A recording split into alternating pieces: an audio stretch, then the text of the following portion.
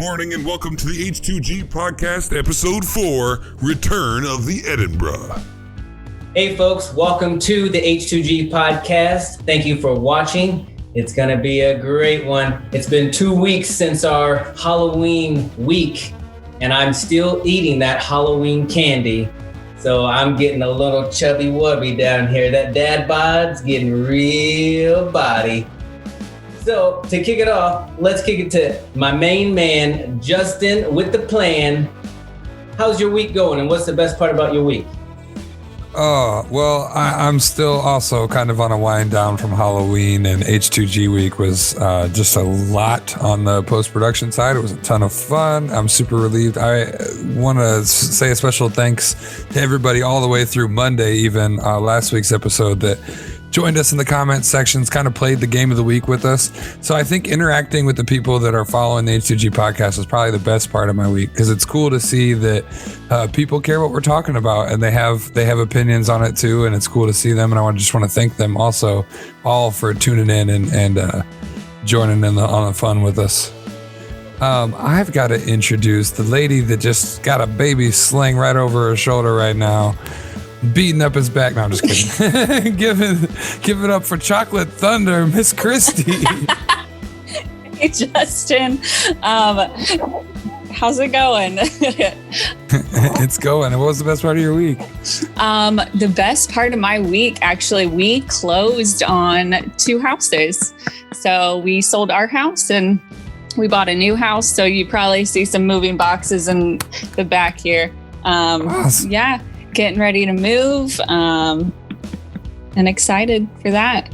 And I get to introduce, who do I want to roast? Marvin, my bear-fearing friend. How's it going? And what was the best part of your week?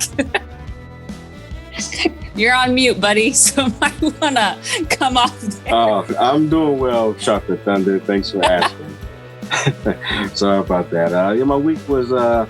It was okay. I got out there and vote. It was Halloween. It was around the corner, but nothing was more scary and intimidating than those lines. But I couldn't let that, scare me. It was a good 4-hour wait, to be honest with y'all, but it was well worth it. I promise you guys, it was definitely well worth it. But my week was good. Thanks for asking. And introducing the winner, a game of the week from last week, Mr. Richie Phillips. How you doing, brother? And what was the best part of your week? I'm doing great, Marv. It's been a long time since I've heard that, so that was. You earned it. Already, almost the best part. You earned it. Thank you, sir. Yeah, a lot of things have been happening. The best part of my week is kind of just like a culmination of things. I got my Peloton bike, so I've been exercising a lot. I ended up getting this Apple Watch, which, by the way, not the best part of my week. I actually really hate all the straps. I'm a very hairy guy. You might be able to kind of tell from back here. But basically, all of their bands just rip out my arm hair. And the only ones that don't are leather bands. Like, I love watches, very into watches. I have a Rolex, and I had to take the metal links off, and I use a leather band because it's the only way I won't lose arm hair. And so the problem, first world problem, is Apple's leather band looks hideous, which is surprising because Apple's like so heavy on aesthetics and not like quality. So it's just really weird that like their leather band was just hideous. So I bought a leather band that's like made by a third party that looks like a normal leather band. So looking forward to that and then not losing like arm hair and having like a big chunk missing. So that was a big part of it. And then the other best part of my week, because that was the worst part of my week, was actually I got a sync box. So basically I have a whole bunch of lights in my room. You guys have been hearing about my house for a while now. And basically anytime I watch TV now, what's ever being played on the screen, lights are gonna like reflect the same color. So if like you're in the ocean, like it's like blue lights around the TV. It's like a really atmospheric experience. So it's been pretty cool. Your house is terrifying. Yeah, man. Like, oh man, like the Marvel movies have been really dope. We're gonna get into that later, as a matter of fact, because just it's gorgeous. It's gorgeous. One of these days I'll do a quick vid, and so the viewers at home can like experience what I'm talking about, just to get it. So new TV, new lights, lost like 7 pounds, trying to go the opposite direction as Tony. And speaking of which, Tony, how's it going, man? You said you got a little dad body. Oh yeah, I definitely have the dad bod. Thanks for the introduction and for pointing it out again. But I did say it, so it's all good. I do have that dad bod, mid-30s. I'm totally accepting it, owning it. It's all good. I have two best parts of my week. One is I got a couch, basically like a sectional couch from a lovely person, and all I had to pay was a case of Busch Light. So that was really awesome. The people that gave it to me, their names were Matt and Christy. So, I'm chilling out, relaxing on that, so that's really cool. And then the second part is I get to see all your lovely faces. Justo's, Christy's, or Chocolate Thunder, Marvin, or Richie, all those lovely faces. I love looking at Richie every time. He's got that smooth hair. It's blonde, got that nice facial hair going on. He's got those Robin Williams arms, but that's okay. I still love it. They're hairy. It's all good. So stay tuned, folks. We've got a lot coming at you. We've got holiday stories. We've got favorite holiday food. We're going to talk a little bit about Marvel. We've got Brian in the house as our artist spotlight to kind of do a recap on the hunt that we did. So you stay tuned. The H2G podcast.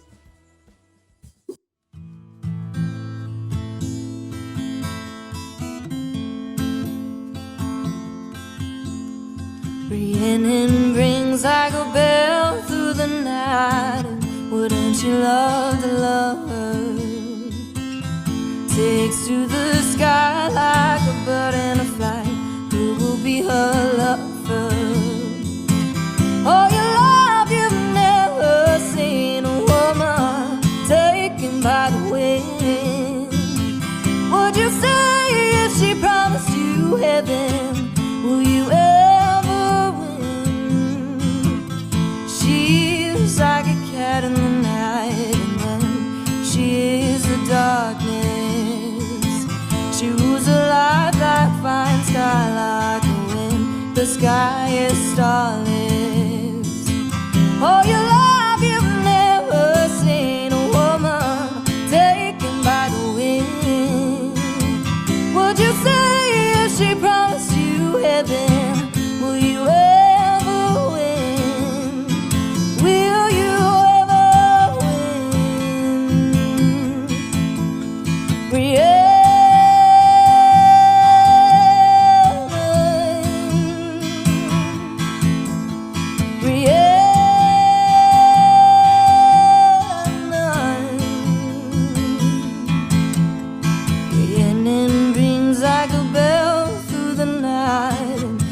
She loved the lover. Takes to the sky like a bird in the flight.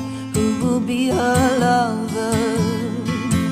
Oh, your love, you've never seen a woman taken by the wind. Would you say if she promised you heaven, will you ever win?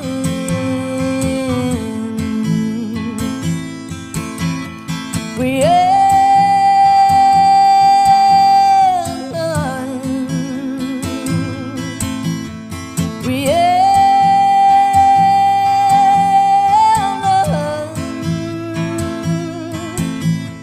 Taken by the sky. Taken by the sky. Dreams unwind, love's a state of mind. Dreams unwind, love's a state of mind.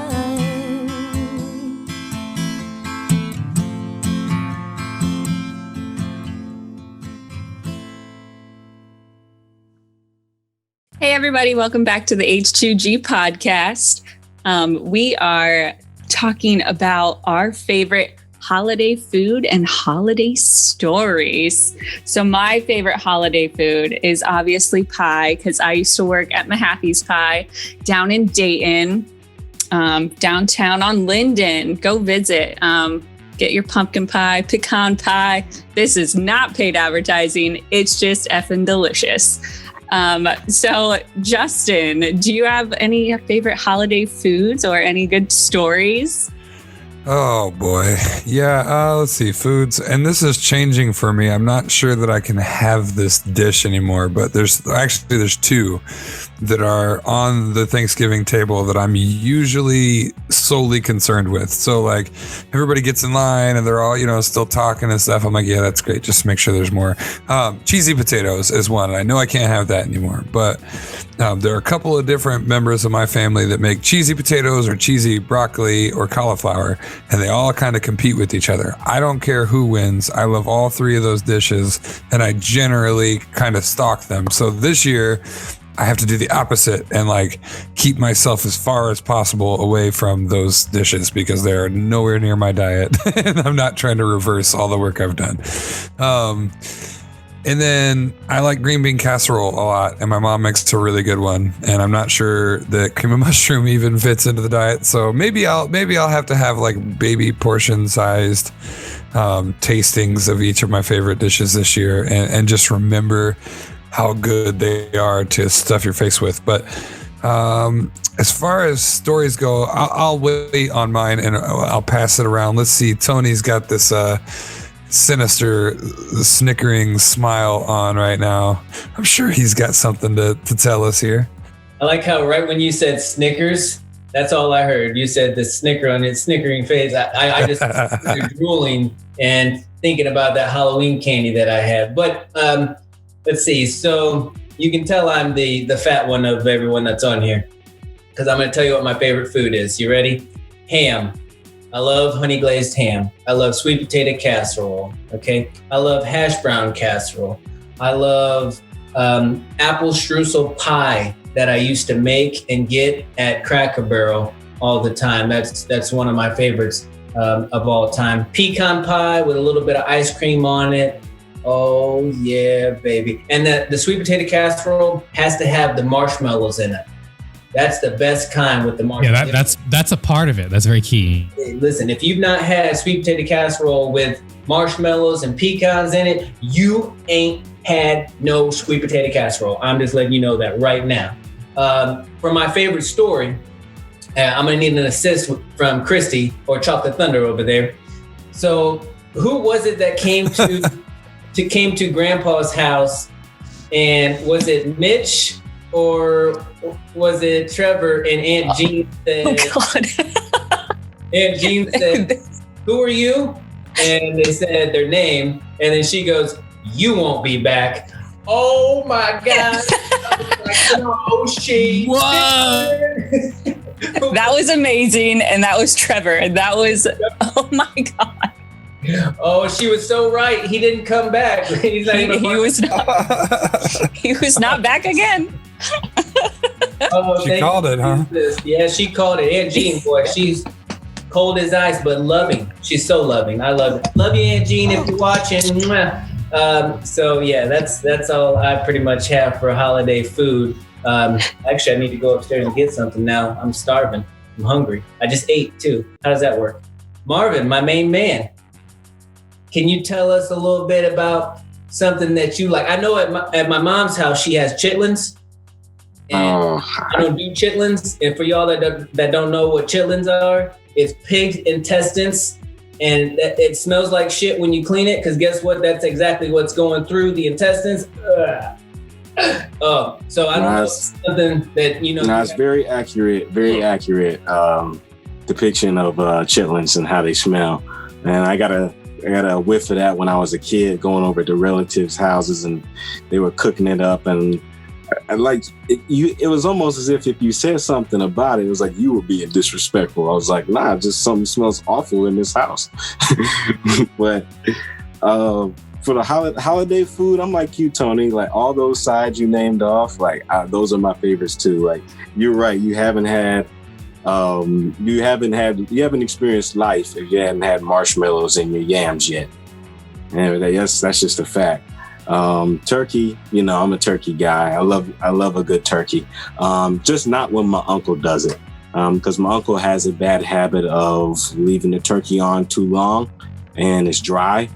And he ends up being the talk of the family for the next 4 hours. And everybody comes awkward because everybody knows that everyone looks forward to the sides at that point. So we skip. So hopefully he gets it right this year. The desserts, my mom makes a great Coca-Cola cake. That is my favorite. That is tradition. Everybody, rushes to get it at either Thanksgiving or Christmas. And I'm usually the one at the end of the night and been like, Mom, how come you just didn't make two? You just had to just make one, like you thought one was going to do it for Thanksgiving. Everybody wants it. So it's like, everybody chips in a dessert. There's always a cake or a pie. I'm a pie fan, like Chocolate Thunder down there. And Christmas time, I was just say eggnog, eggnog, everybody. I don't know how everyone feels on the panel, but I'm an eggnog guy. So I don't know. That wraps up my holiday food. I'm fat like you, Tony. Just overall, just bottom line. But Richie, how about you, man? Well, it's different for me. I'll say first of all, I didn't used to like almost any desserts. Gotta keep it real. And then I worked at Mahaffey's, like Chocolate Thunder over there said. So definitely more into pie now. So for sure. And we worked on Thanksgiving together, and it was abysmal. I'm not gonna lie. So if you ever actually like patronage people on Thanksgiving, I hate you, like as a person, and I like really mean that. So just please don't ever do that. And speaking of, I have a holiday story. I love you, Richie. I did so something much. like that too. I actually years ago, my dad always did Thanksgiving dinners, and then one year he was just like not in the mood for it. So like the day before Thanksgiving, because we didn't want to be those people, we went to Golden Corral. And I'll never forget it. It was nothing like crazy memorable. We're just, whatever. It's Golden Corral. It's a buffet. I'm not going to like shit talk Golden Corral, but I'm not a big fan. My sister and my dad loved it though. So we were like, all right, we'll do it. And then he gets to the dessert, and this is like this dripping chocolate thing. I forgot what it's called. And it just like, you can just put stuff into it. And my dad chocolate fountain. Thank you. Chocolate fountain. So my dad had like the biggest brain fart ever. And it felt like straight out of a Will Ferrell movie, because for some reason, he was trying to get some chocolate on like this cake that he had. But instead of like putting the plate up and like doing something, he tried to like navigate it with his hand. So then his hand's covered in chocolate. And so his instinct is, let me grab my other hand to grab my hand to pull it out. So then both of his hands are in this thing. And he just screams really loud, help me. It was so insane. I don't like it's like a 6-year-old. And just so you know, at the time he was like 55, I think. Yeah, about 55 at that point. So I don't know what was going on. I still don't know to this day. He doesn't know. So that was the first and only time we ate out close to Thanksgiving. And I'll never forget it. My dad was, I loved him. He's my best friend, but man, he was real stupid on that day, man. It was so absurd. I just like basic stuff though for Thanksgiving food. For me, like turkey, cranberries, and like stuffing and like mashed potatoes. That's my jam. I do love everything else Tony and Marvin also mentioned, but like that's my core. As long as I have that, the rest of it's just like, this is just like, luxury at that point. But I need my mashed potatoes, yams too, actually. I need my yams. Definitely need stuffing. Stuffing's like, that's like one of those weird things where it's like the only time of the year people traditionally like even eat that. Let's be honest, stuffing, but it's so fucking good. I love stuffing. And yeah, turkey. Like, I don't think, other than like fitness people, turkey's not like big on the day-to-day eat, right? But Justin, I gotta tell you something, man. You're allowed to engorge yourself on Thanksgiving. I feel like you have eaten so little for so long to lose so much weight. How dare you deprive yourself on the day of food? It's about how your body reacts to it. That leads me to my question: is like, if we all sat down for an H2 Thanksgiving, which we might do like a video. I think we should do that. Are you guys gonna look at me differently if I'm sitting? Because I'm wondering how I'm gonna look around family if I'm sitting there with like a kale salad and shredded turkey, and some balsamic vinaigrette, obviously sugar free. Because that's got components of the Thanksgiving dinner right there in that. I won't judge you, but that doesn't sound very appetizing. I will definitely judge you. That sounds disgusting. I'll judge you, not from the taste perspective, but from the day's perspective. Like, how dare you? Sacrilege. Any other time of the year, any other day of the year, go for it. Kale salad, balsam. Yeah, I get it.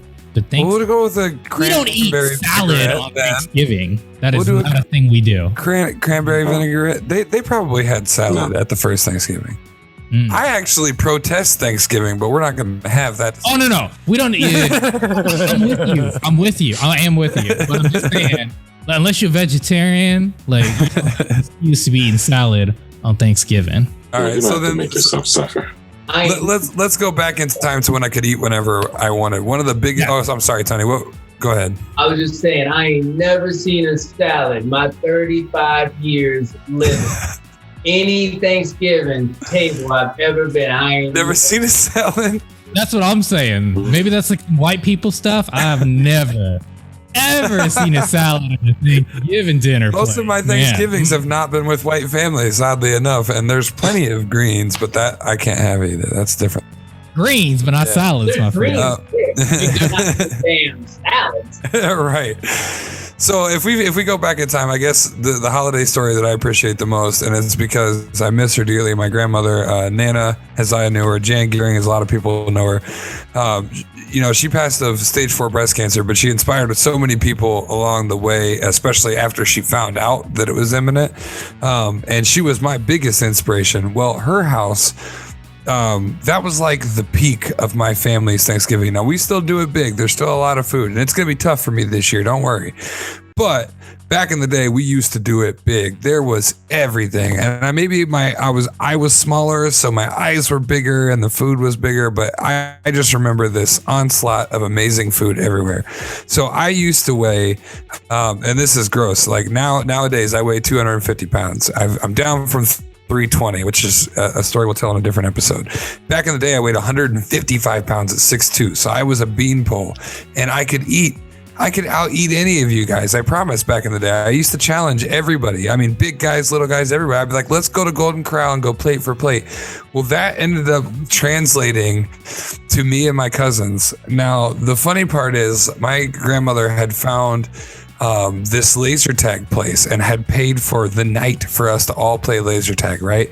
The same Thanksgiving that me and my cousins and my brothers decided to compete during dinner and see who could put down the most plates. So I believe, now they can chime in. I know Brandon watches the show. I know Jordan watches the show. They can chime in the comments if they want. But I'm pretty sure I won with 16 plates. We're not talking kiddie plates. We're talking full plates, 155 pounds, 6'2". It's some kind of, strange thing that goes on with skinny people. Not one of us could play laser tag that night. We were all dead, stuck to the couch, to the ground, wherever we fell, just completely. So I think what ended up happening, it actually worked in our favor. I think she got us like a whole day the next day or something like that. But oh my gosh, thinking back, I just remember competing and going back up and like, yeah, I could handle some more mashed potatoes and some more ham. And now like I want to puke telling the story. So. Oh, goodness. So you're basically saying you all really lost that day. Yeah, nobody really won that eating contest. And come to think of it, eating contest just altogether, not a good idea. Oh, well, I have one final question while we wrap this up. So I mentioned I'm moving later this month. Is it too early to set my Christmas tree up at my new house? Anybody gonna say yes or no? Disgusting. How dare you? It's gotta be Thanksgiving. That is this Thanksgiving. There is no room for Christmas before Thanksgiving. There should not be an ornament. There should not be any wreaths. There should not be a tree. There should not be present. Everything should be tucked away. Otherwise, it's sacrilege. So I basically have to pack everything and then unpack it like 2 weeks later. Yes, it's your fault because you're choosing to move so close to the holiday. So you deserve to suffer. Oh, goodness. Yeah, but I don't want to bring it down to the basement in the new house and then bring it back up. You don't have to. Hello? Tell us to do it. Matt's not going to do it. He's gonna be like, wait until after Thanksgiving. I'll be there. Just give me a case of Busch Light. All right, deal. No damn salad though. Okay. I'll come to your rescue, especially since he's assaulting the salad. I don't think you need to wait. If you're going to show up with the tree, just put the tree up and then put ornaments on it on Thanksgiving. How about that? I think we used to do something like that. Dude. You know what? Why can't the that's a tree good live in compromise. the house outside of the holidays? You know what? I'm never about this. Halloween is key, and I usually need a month to get over it. So that's generally how I feel. But for some reason, I'm super stoked for Christmas this year. Christy, put that tree up. Have it in next week's show. If it's not a real fiddle fig tree or a tree that you would keep in your house year round, it does not belong before the holidays. This is why we got divorced, Richie. And that is it for our first segment of the H2G podcast. Stay around for the game of the week.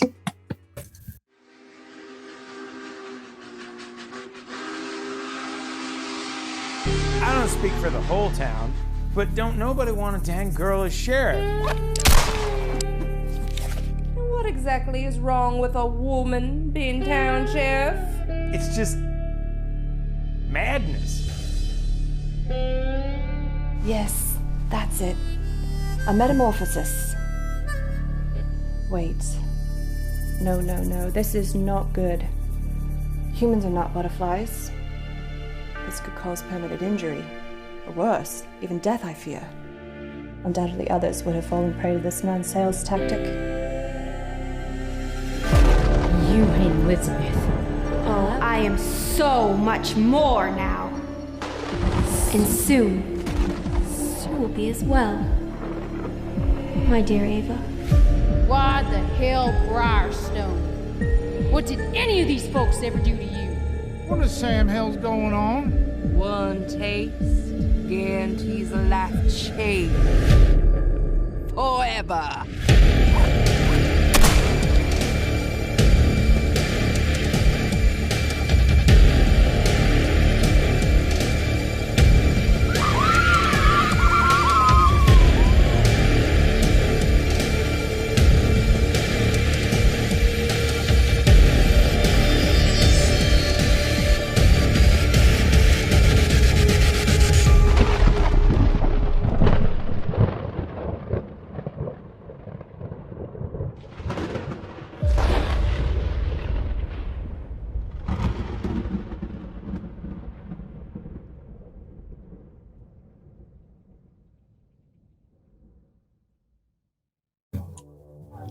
All right, ladies and gentlemen, it is time for Game of the Week. I finally don't have to play because I won last week. But we've heard that enough. So we're going to do a Game of the Week. It's a little different than we've ever done, quite frankly. I was inspired by Tony's, but I didn't want to copy Tony's. So we're doing something way different, but similar. Everyone has a 25% chance per question to get it right because it is multiple choice and or there are 4 answers to every question. And how it's going to go is this. I have 4 quizzes on some of my favorite musicians because guess what? I'm the winner and I'm the host. So we're doing it my way. They are Michael Jackson, Queen, the Beatles, and Tupac Shakur. So our teams are going to be fighting it off right off the bat. I'm going to ask a question. Whoever gets this random question first will get to pick who they want in their quiz. They will then do the quiz entirely on their own with me, and we will count up out of the 10 questions how many they got right. So if Tony gets, say, 7, then that means he got 7 out of 10. And if Marvin gets 6, and then the other 2 get less than 6, then Tony and Marvin will be the finalists who will duke it out on one quiz. They will both answer at the same time. Whoever has the most points in that final quiz wins. Does that make sense to everyone? Marvin, Chocolate Thunder, we got to work together to make sure that Tony does not get this first question right so that he gets Michael Jackson. He because does not get Michael Jackson playing the rest of the game. Oh, no, I'll say this. Hey, I'll be dead serious when I say this. He may know Michael Jackson, but he may not know the answers to these questions. They are not easy. Dude, I doubt it. This will be the first time where you and I have hardcore disagreed. I doubt there's anything about Michael Jackson. Tony doesn't know. And this, again, this may come off as, this bias, or it's like tilted toward Tony. Again, these are just 4 of my favorite musicians. I wanted to pick different genres. Michael Jackson is clearly what I would consider one of my favorites. The Beatles are my favorite by far. I really wanted to have a hip hop representative, and I wanted some rock and roll without going too heavy into it. So I just wanted some fun bands, but I do understand that yes, if Tony gets Michael Jackson, somebody's goose may be cooked. Let's be honest. But remember, the top 2 go to the final round. Tony does not win. Your points do not matter because the final round quiz is it. It doesn't matter if Tony gets 10 out of 10. He still has to win the final round because he gets none of those points. And that's how this is going to go. So is everyone ready for the first random question to see who gets to pick first? All right. Let's do it. So this question, anybody can answer first. I'm gonna say what the question is, and I will, if there's multiple choice, I'm gonna tell you what the question, like the choices are, and we'll go from there. First question: how many Earths could fit inside the sun? 3, 1,300, 13,000, or 1.3 million? 1.3 million. Tony said 1.3 million first, and 1.3 million is correct. So Tony does have the first pick. So we're going to move on to see who gets second pick. Shoot. Where were the Declaration of Independence, the Constitution, and the Bill of Rights stored during World War II? Is it Fort Lauderdale, Fort Myers, or Fort Knox? Fort Knox. Fort Knox. Fort Myers. I heard Chocolate Thunder first as Fort Knox, and she is correct. So she gets the second pick. Justin and Marvin, you guys, we're going to be fighting for this last spot. How many of the speeches in Shakespeare's plays are recited by women? It's either 33%, 17%, 52%, or 60%. Women characters, I would say. Yes. Could you read the percentages again? Absolutely. Is it 33%, 17%, 52%, or 60%? I'm going to go with 17%. Justin, you are correct, 17%. So the order of picking is going to be Tony, Chocolate Thunder, Justin, Marvin gets the scraps. So Tony, which quiz do you want? Michael Jackson, Queen, Tupac, or the Beatles?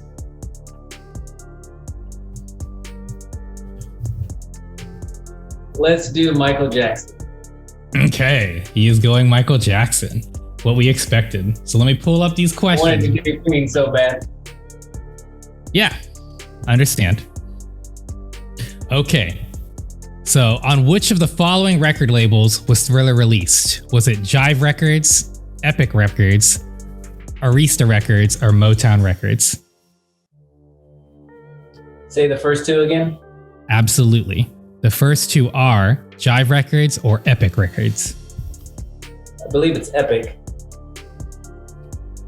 You are correct. It is Epic Records. So Tony is 1 for 1 so far. Let me get a notepad. I apologize, guys. So Tony has 1. Question 2. How many tracks are on the original US release of the album Thriller? Is it 9, 11, 10, or 8?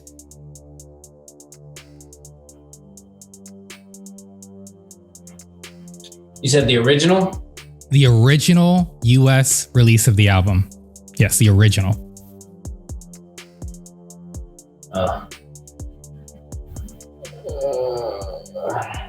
9? You are correct. Wow, Tony. Holy cow. Good job, buddy. 2 for 2. Number 3. Was Billie Jean the first single to be released off Thriller in the US? This one's an easy one. Yes or no? Say it one more time. No problem. Was Billie Jean the first single to be released off Thriller in the US?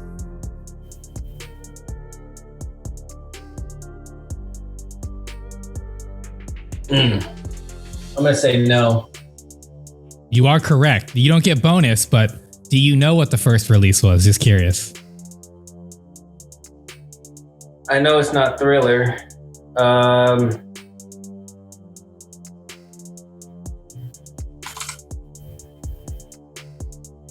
Is it Rock With You? It is not Rock With You. It is The Girl Is Mine. The Girl Is And Mine. then Billie Jean was the second. Man, but Tony, you are on a roll. I did not expect you to get all first 3 of them correct so far. Number 4. Which of the following tracks did Michael write for the album?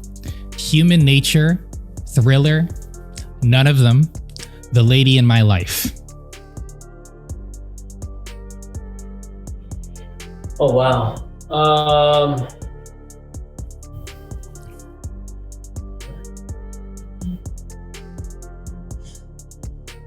I like the C one so bad. But I believe it was The Lady in My Life. That is unfortunately incorrect. Tony actually did miss one. It was actually none of these. He did write 4. Damn it. Beat It, Billie Jean, Wanna Be Starting Something, and The Girl Is Mine. But that's okay, Tony, because you are 75% so far, which I did not expect. How many Grammy Awards did Michael Jackson win for the Thriller in 1984? Was it 3, 9, 7, or 5?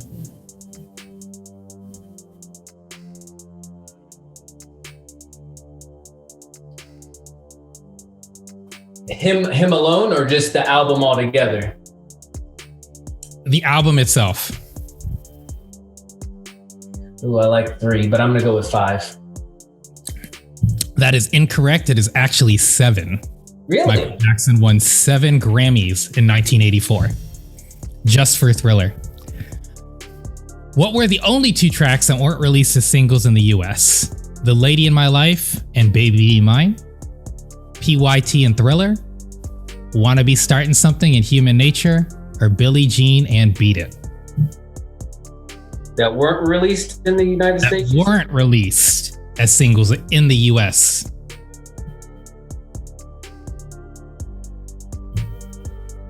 What was the first 2? The Lady in My Life and Baby Be Mine, or PYT and Thriller?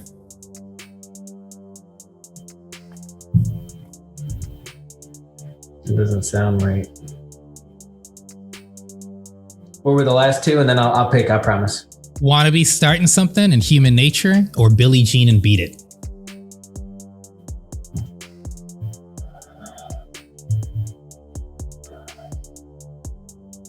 I'm gonna go with the first one, even though I should go with You are C. correct. The Lady in My Life and Baby Be Mine were not releases. So Tony, you are at 4, my friend. That is incredible. Who is the original guitarist that played the guitar solo on Beat It? Was it Slash, Carlos Santana, Lenny Kravitz, or Eddie Van Halen? Emphasis on original.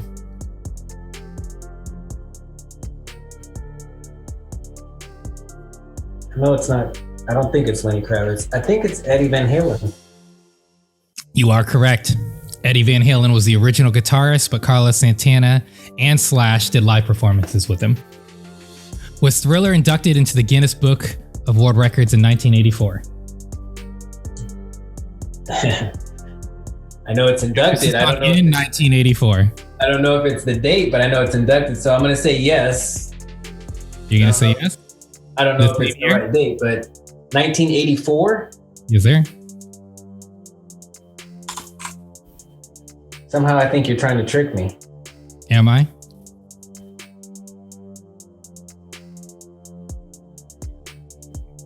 Oh my gosh, I can't even think when Thriller was released.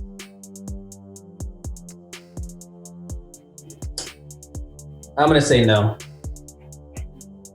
Are you sure? Is that your final answer? Because you said yes and now you're saying no. No is my final answer. So you can say no, you're incorrect, or you can say yes, you're incorrect, or yes, you're correct.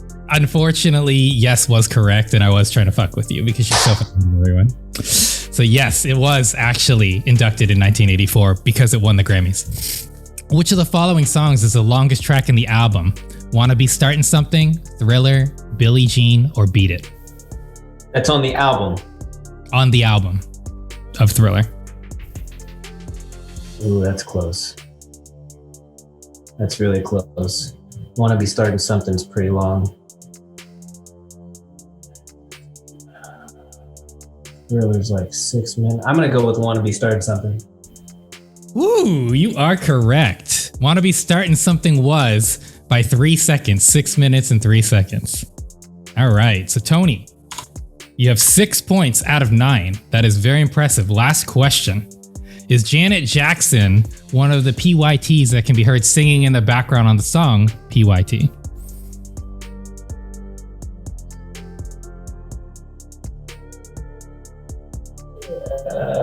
really don't know this answer, so it's a really 50-50 guess. All of them? LaToya was. I will say that. LaToya was. But was Janet? No, Janet wasn't. Final answer? Final answer. Okay. Yes, she was actually. Damn. So Tony, you have a grand score of 6 out of 10. That is very impressive. I did not expect anyone to get over 5.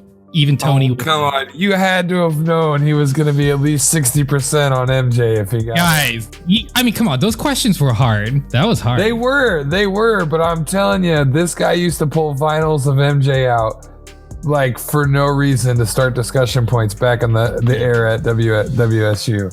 All right, Chocolate Thunder, are you prepared? No.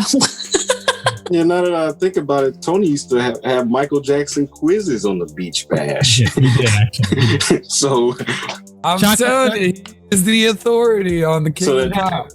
So with that being said, it takes me back to season 2. Something sounds a little off with this game. No, it still doesn't mean anything. There's still a final quiz, guys. There's still a final quiz. Hey, let me clarify, like I said earlier, he gets 0 points heading into the final round. So he just gets a free pass to the final round like the Patriots do every year. Also, it wasn't a free pass. You all had the opportunity to answer before him. I'm messing with you, Richie. So Chocolate Thunder. Just so y'all know, I'm just giving the ref crap. That's all. Just so you know, that was the hardest Michael Jackson quiz that I've ever taken in my life. If there was I could have made it harder. If there was no multiple choice, I would not have gotten 6. I'm just telling you that right now. Ref, you have the disadvantage of being one of our best friends in the whole world, so you get crap no matter what. Chocolate Thunder. Beatles, Queen, or Tupac? Who you picking? Queen. Queen. All right, good choice. Let's pull up Queen. This is very hard, by the way. Great. Question 1. Freddie Mercury comes from which country? England, Germany, America, or Zanzibar?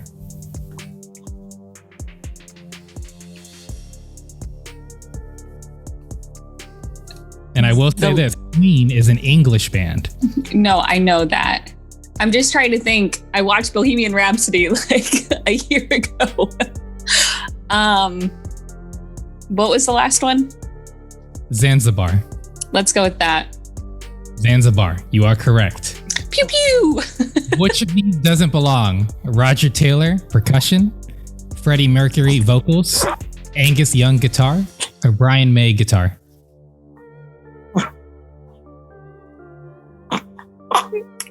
Let's go with the Angus, because that's beef. Yeah. You are correct. Angus Young is not part of it. Because that shit's beef. Which of these isn't a Queen song? The Miracle, Immigrant Song, Play the Game, I Want to Break Free. I don't think I've heard any of them.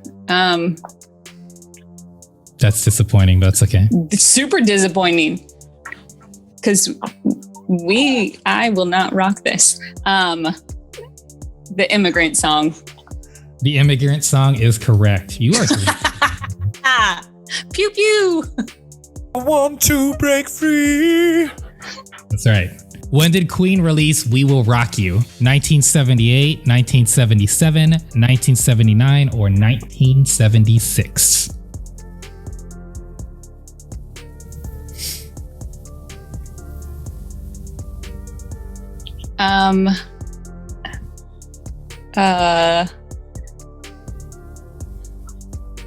Let's go 77. 1977. Wow, she is 4 for 4. Shut up, these are like all guesses. We Will Rock You was released as a double side with We Are the Champions, which is Queen's most sought after track as of now. All right, wow. Man, I didn't expect everyone to be answering all of these, so right? What song was the double A side to Fat Bottom Girls? Another One Bites the Dust, Bicycle Race, Killer Queen, or Bohemian Rhapsody?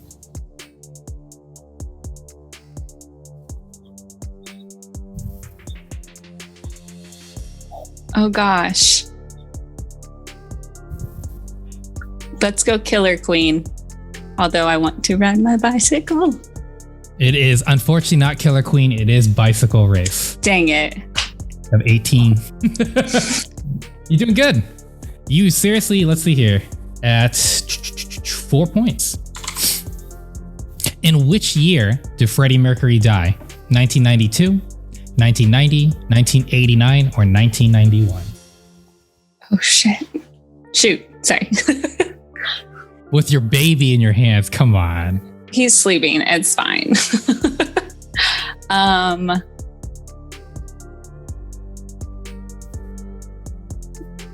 91. You wait, 91? Yeah. You are correct. 1991. He died of AIDS. She is on point right now. She's 1 point away from Tony, even though this was allegedly rigged. I was in. Oh. With which name before they became queen? Smiley, Smile, Smiley Faces, or the Smiley Experience?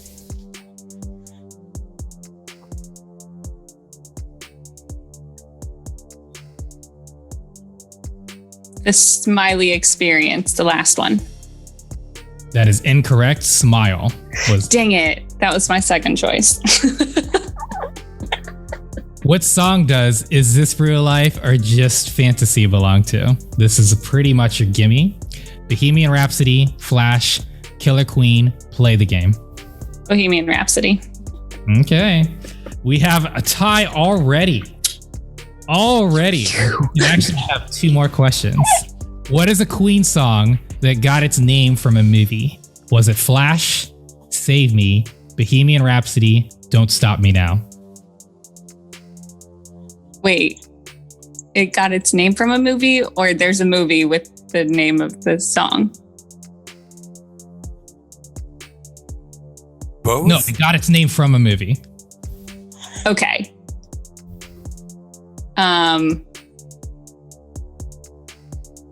Because I just watched Bohemian Rhapsody, so that was confusing. Well, a year ago. The song got its name from the movie, not a movie named after the song. Let me be very okay. And what was the last one? Don't Stop Me Now. That one. Don't Stop Me Now? Yeah. Not correct. Flash. Flash! Oh! Saviors of the universe! It incorporates the dialogue. He was so ready, Justin, the whole time. Oh, my bad. You took my only chance at winning, Christy. You took my only chance. We all Rhapsody, so we're going to end it on this. How long was Bohemian Rhapsody #1 on the British charts? 8 weeks, 3 weeks, 9 weeks, or 4 weeks? That had to be forever. So let's go with the longest, 9 weeks. It was such a good song. You are correct. 9 weeks. And Christy is now our leader at 7. Oh, wee woo. And you know why I find this entertaining actually is if I had asked her just like a whole bunch of songs from them, there's no way she would have gotten it right. I can't believe she got a lot of those right. I honestly am surprised. She got 7 of those. So she is at the lead. Justin. She's on that Marvin shit. Right. Officially. I told you it might be your week. It could be. Justin, you have between the Beatles and Tupac. Who you picking? I'm gonna do us both a favor, Marvin. I'll take the Beatles. I'll do it because I love Tupac, but I don't know a lot about him, and these questions have been ridiculous. I don't know. I love the Beatles, but my music is like grew up on the Beatles. That was my first inspiration. I'm not gonna get any of these right. I wouldn't count yourself out, but I'm with you, man. Like the Beatles are my favorite. This is what I would have loved, but this is pretty hard. But I think you can get. I think you have a chance. Because we're playing. It's essentially what I like to call whose line is it anyway. You're gonna guess which Beatle. I'm not gonna repeat because there are 4 of them. Obviously, you're gonna guess which Beatle sang the lyric that I'm about to tell you. Okay? Say the words you long to hear. I'm in love with you.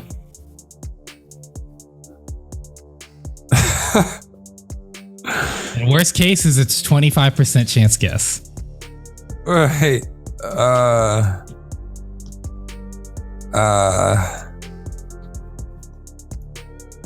was it John that said this? It was not John. It was no. Harrison, unfortunately. George Harrison, do you want to know a secret? So unfortunately, no points, but that's okay. We got plenty to go. We got John, George, Paul, and Ringo, right? You are correct. Yes, sir. Every night when everybody has fun, here I am sitting all on my own. Ringo, all by himself. The correct answer, unfortunately, was John. The song is It Was Long. That's okay. You still have this, man. Well, sometimes I love you on a Saturday night. Sunday morning, you don't look right.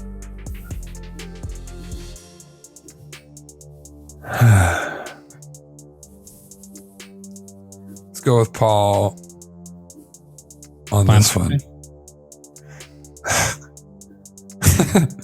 I hate that question. I see what you're talking about, Tony, from season 1. Yeah, final answer. Unfortunately, you are incorrect. Again. It was Ringo, actually. Ringo! I'm just guessing everything a answer too late. Someday, well, you are actually. That's what I'm kind of giggling about. Someday when I'm lonely, wishing you weren't so far away.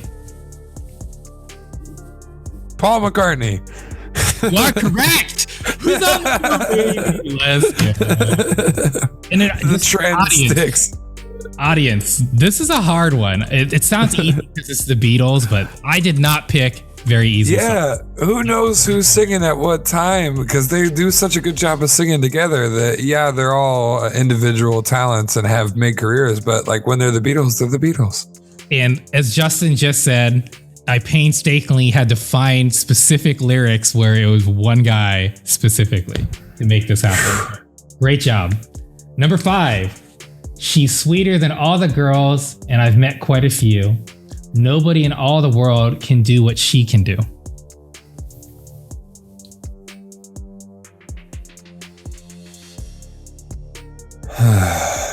The song is Another Girl.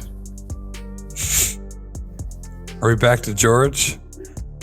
I don't know. Are we back to George? It's not going in a perfect circle, is it?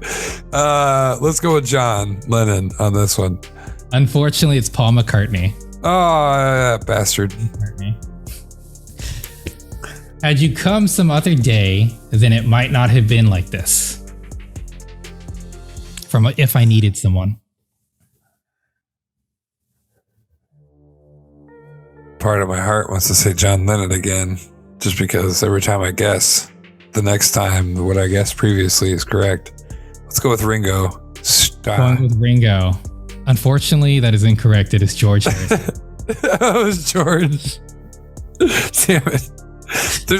Honestly, I didn't say anything, but this is the hardest quiz. It really this is a legitimate 25% chance. This is a hard. It's a 25% guess of a dirty man and his clinging wife don't understand.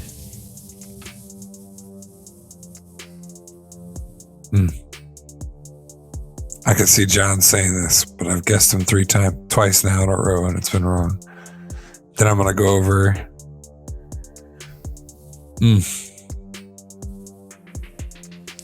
Let's go with John again. It's Ringo now. What? It's Paul again. Paul's singing the rest of this song. Full speed ahead, Mr. Boatswain. Full speed ahead. From Yellow Submarine. You are correct, sir. I remember the line. You do. I don't know who the hell said it.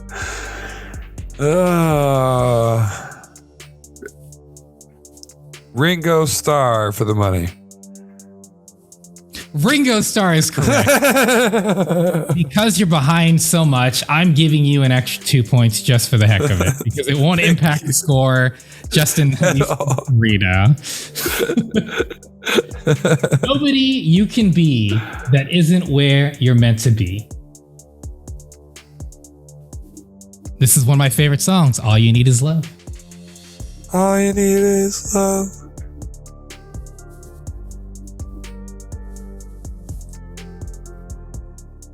Is it John Lennon? It is John Lennon. Our boy Justin has 4 points. Let's go, baby. Going into the final question. The man in the Mac said, "You've got to go back."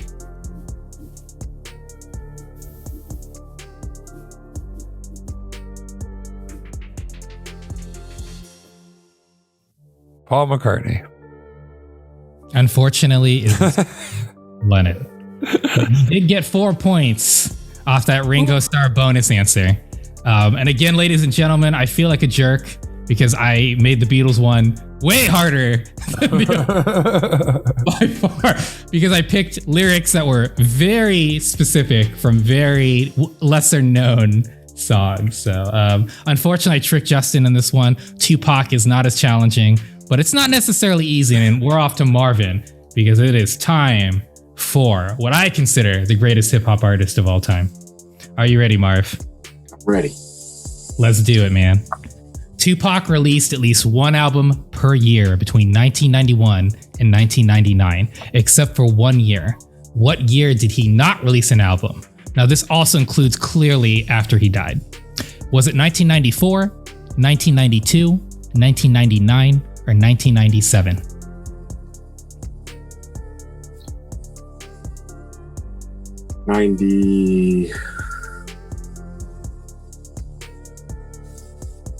Two. Woo! Marvin nailed it. Let's go. He did not release an album in 1992. Marvin is 1 for 1. Question 2. Tupac's double disc album, All Eyes on Me, one of my favorites of all time, has sold at least 9 million copies. The album was released in February of 1996. When did the RIAA certify that the album had sold 9 million copies? Was it October 1997, June 1998, May 1999, or August 2000? That it sold 99 copies. 9 million copies. What year? Yep. What year was it final?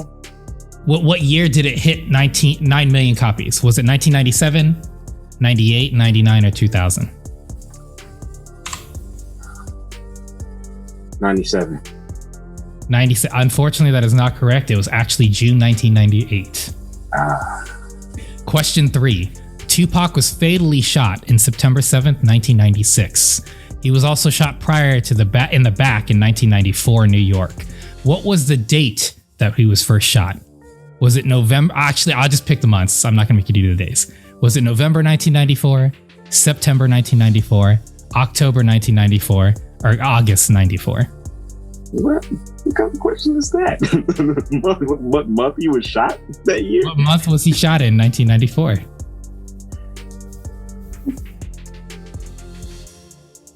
Bruh. All right.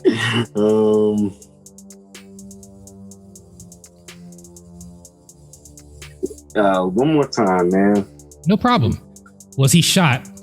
Remember, not when he was killed. He was killed, like I said, September 7th. Yeah, when he was shot the first time. His first shot in 94. Was it November, September, October, or August? November. November is correct. You're at 2 points, Marvin. 2 for 3. Oof. I'm mad that I knew that I didn't know that. The Tupac questions are not easy, but you are doing great, man. Number 4. Tupac's mother is the founder of the Tupac Shakur Foundation, dedicated to her late son. Its mission is to provide training and support for students who aspire to enhance their creative talents. In which state is the foundation located? Is it New York, Nevada, California, or Georgia? California. California is incorrect. It was actually Georgia. So Marvin is 2 for 4 so far. Number 5. Tupac was sentenced to 1.5 to 4.5 years in prison for sexual assault. He began serving his sentence in February 1995 at Clinton Correctional in New York. In October, while Tupac's case was under appeal, Suge Knight of Death Row Records bailed Tupac out of jail. How much was the bail? 1.4 million, 1.8, 1.2, or 1.6? Come on, we all know it was over $1 million. Why has it got to be your point? We all know that, Richie. What the kind of question is that? Okay. All right. That was, You got this, man. At least it's not guess which backup singer said, "Oh." Okay.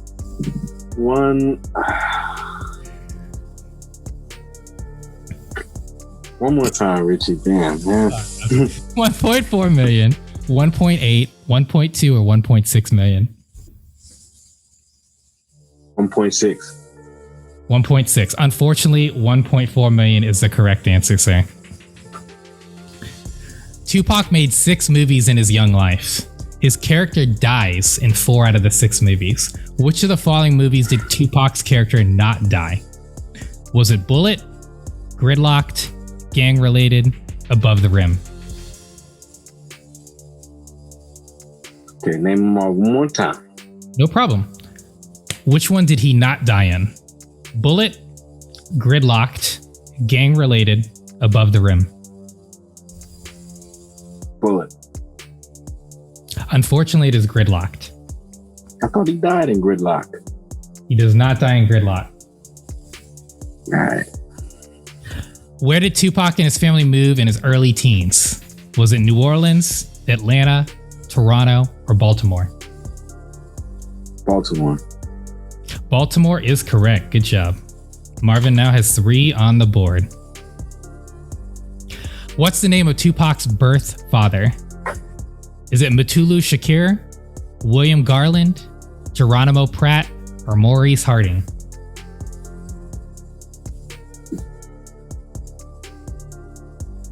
One more name. No problem. Was it, remember, his birth father? Let me clarify. Birth father. Mutulu Shakir, William Garland, Geronimo Pratt, or Maurice Harding?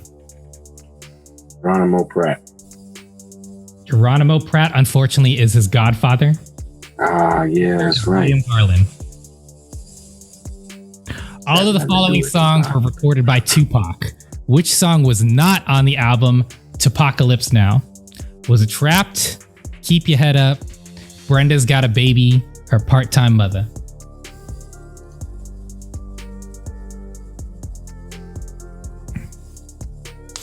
One more time. No problem. That wasn't on the It was not on Tupacalypse Now. Trapped, Keep Your Head Up, Brenda's Got a Baby, or Part-Time Mother?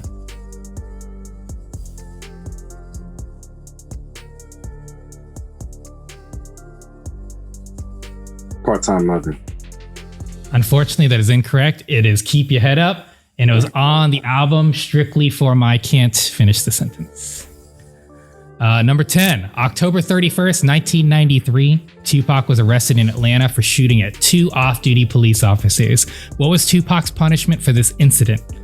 No punishment, 18-month suspension prison sentence with 1 year probation, 3 years probation, or 2 years probation.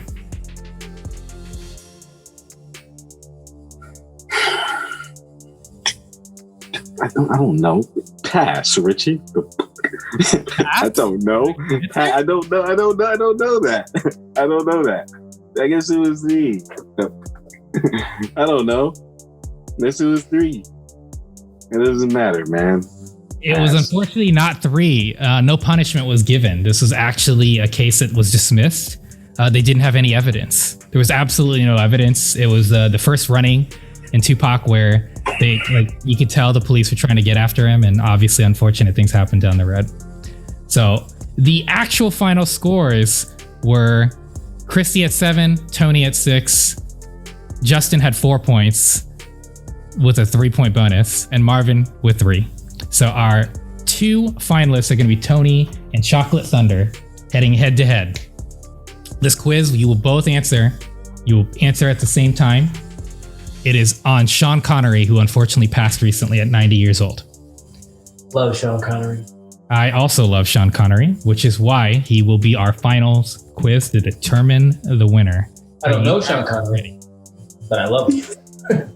You and I have that in common, Tone.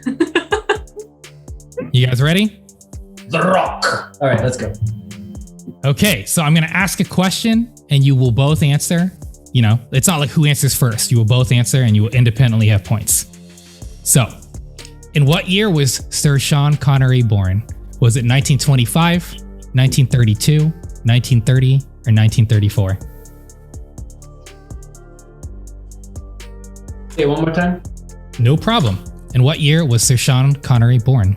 1925, 1932, 1930, or 1934? I'm going to go with 32. I'm going to go with 30. Okay, the correct answer is 1930. He is the eldest of two sons. So, let me update the score. Sorry, guys. Trying to do two things at once. Number 2. Where is Sir Sean Connery from? Is it Edinburgh, Glasgow, Birmingham, or Aberdeen?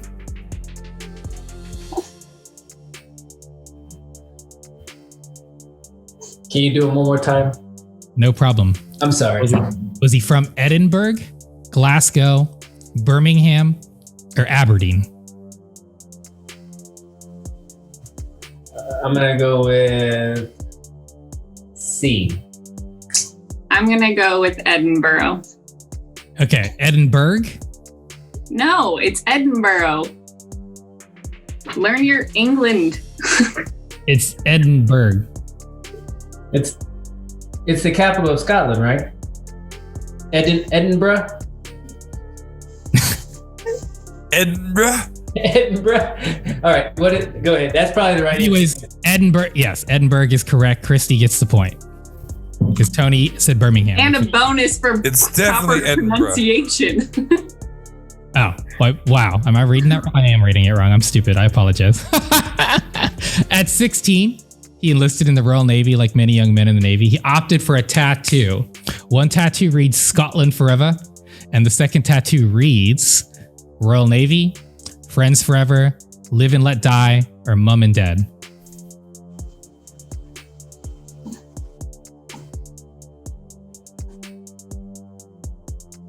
I don't like that one. What was the second one again? The second one was Friends Forever.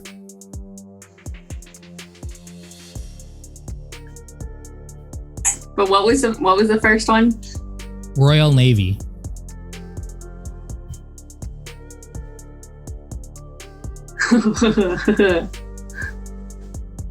Let's go with Mum and Dad. Okay, Tony? I'm going to go with C. Okay, the correct answer is Mum and Dad. So Christy, 1 point. It's her week, Marvin. Sean Connery was cast as the first cinematic James Bond in blank in 1962. Was it Dr. No, From Russia with Love, Diamonds Are Forever, or Goldfinger?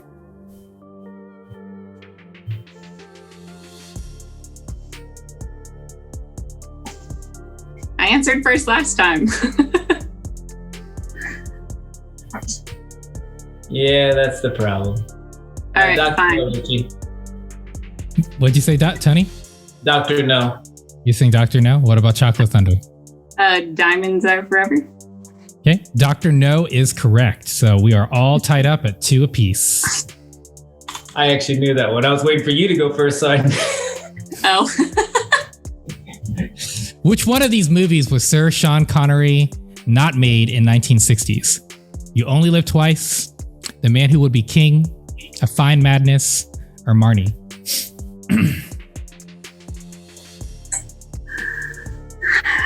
One more time. Man who... Okay, go ahead. I was going to say one more time and I'll answer first, but go ahead, Christy. I was just going to say A Man Who Would Be King. Okay, if she's answering A Man Who Would Be King, I'll go for the answers one more time, Tony. You Only Live Twice, The Man Who Would Be King, A Fine Madness, or Marnie? I don't think he was in You Only Live Twice. I really don't. I could be wrong, but I'm going to go with You Only Live Twice. It is actually The Man Who Would Be King was not made in the 1960s. It was actually made in 1975. I've never heard of any of these movies. I know, this is why I'm so shocked she's winning, but it is what it is when you have really absurd questions. Okay. This one should be pretty easy, but you have to be very specific on the words because this is an easy one. He was voted it's 3 words, the blank by People magazine in 1989. And it has to be in the exact order. He was voted the blank by People's Magazine in 1989? 3 words.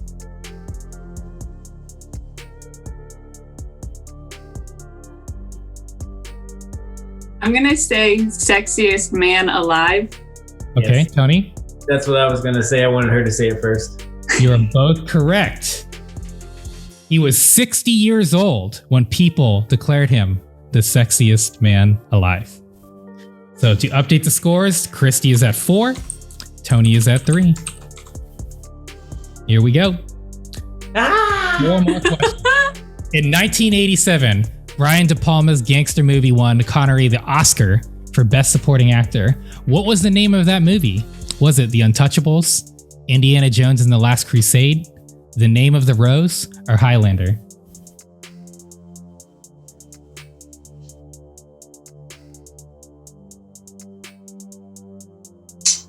Can you say this again?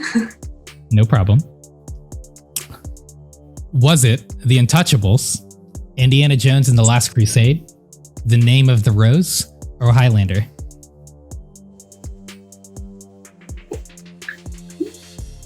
You got your answer? No. Okay.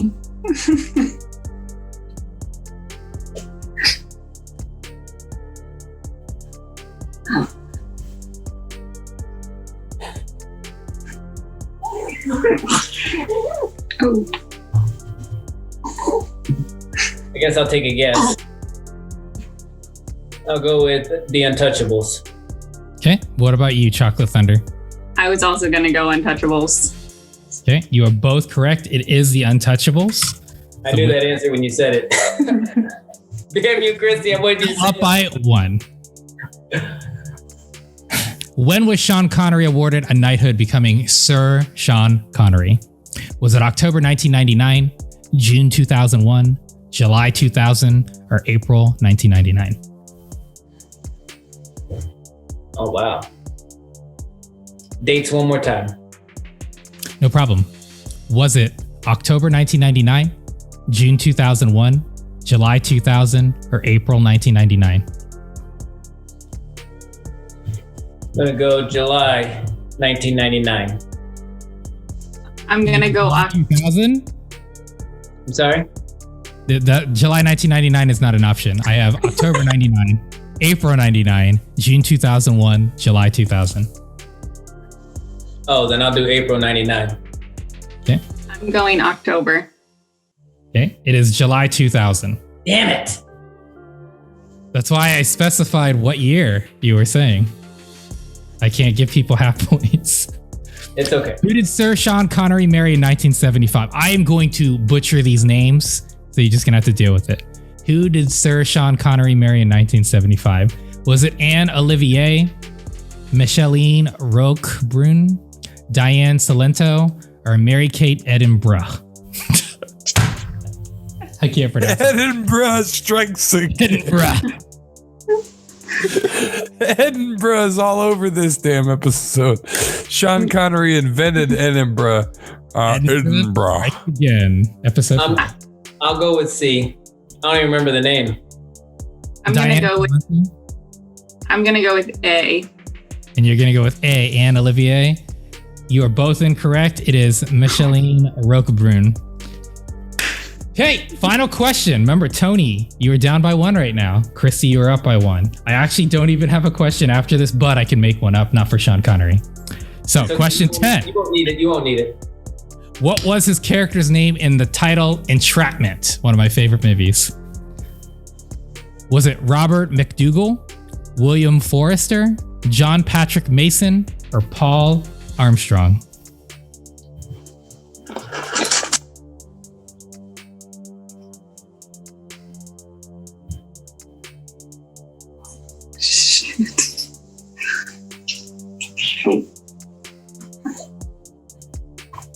Oh. Can you say them one more time? And what's the movie? The movie is Entrapment with Catherine Zeta-Jones. The name of his character was Robert McDougall, William Forrester, John Patrick Mason, or Paul Armstrong.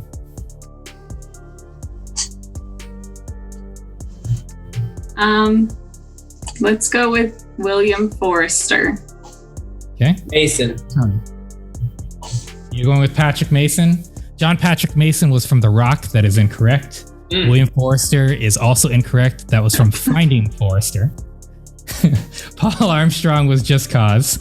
Robert McDougall was an entrapment. So therefore, Christy, by 1 point, is our champion. Yes! You got 5 out of 10. Through that gauntlet and that whore and feeding a baby and not knowing anything about Queen or Sean Connery somehow is our champion of the week because the questions were insanely, ridiculously hard. So Chocolate Thunder, the floor is yours. Congratulations. It was all about the name change. I was coming into the game really hot with my Thunder, my Thor. Yeah, thanks guys. I win. Man, so congratulations. Congrats, Christy. So Christy gets a victory point, and that puts the standings as is. If I continue to lose every single time I play, which Christy, you got to make the game of the week winnable for me. You know, you won. I'm still losing every time I play. There's questions like, which Beatle sang this line from this song that was released before you were born? You know, so give me a shot. But no, what this means is right now we've got 4 victory points out there and 4 hosts are holding them. Richie, Tony, Marvin, and Chocolate Thunder coming in with a point apiece. So we're just going to whittle it down to 4 by the finale. So there could be guests that join us to play. There could be all kinds of wild cards that can happen with this. We'll see. But you guys have been watching Game of the Week here on the H2G podcast. Don't go anywhere. We have Brian Barnett here in a little bit, but first we're going to talk Marvel.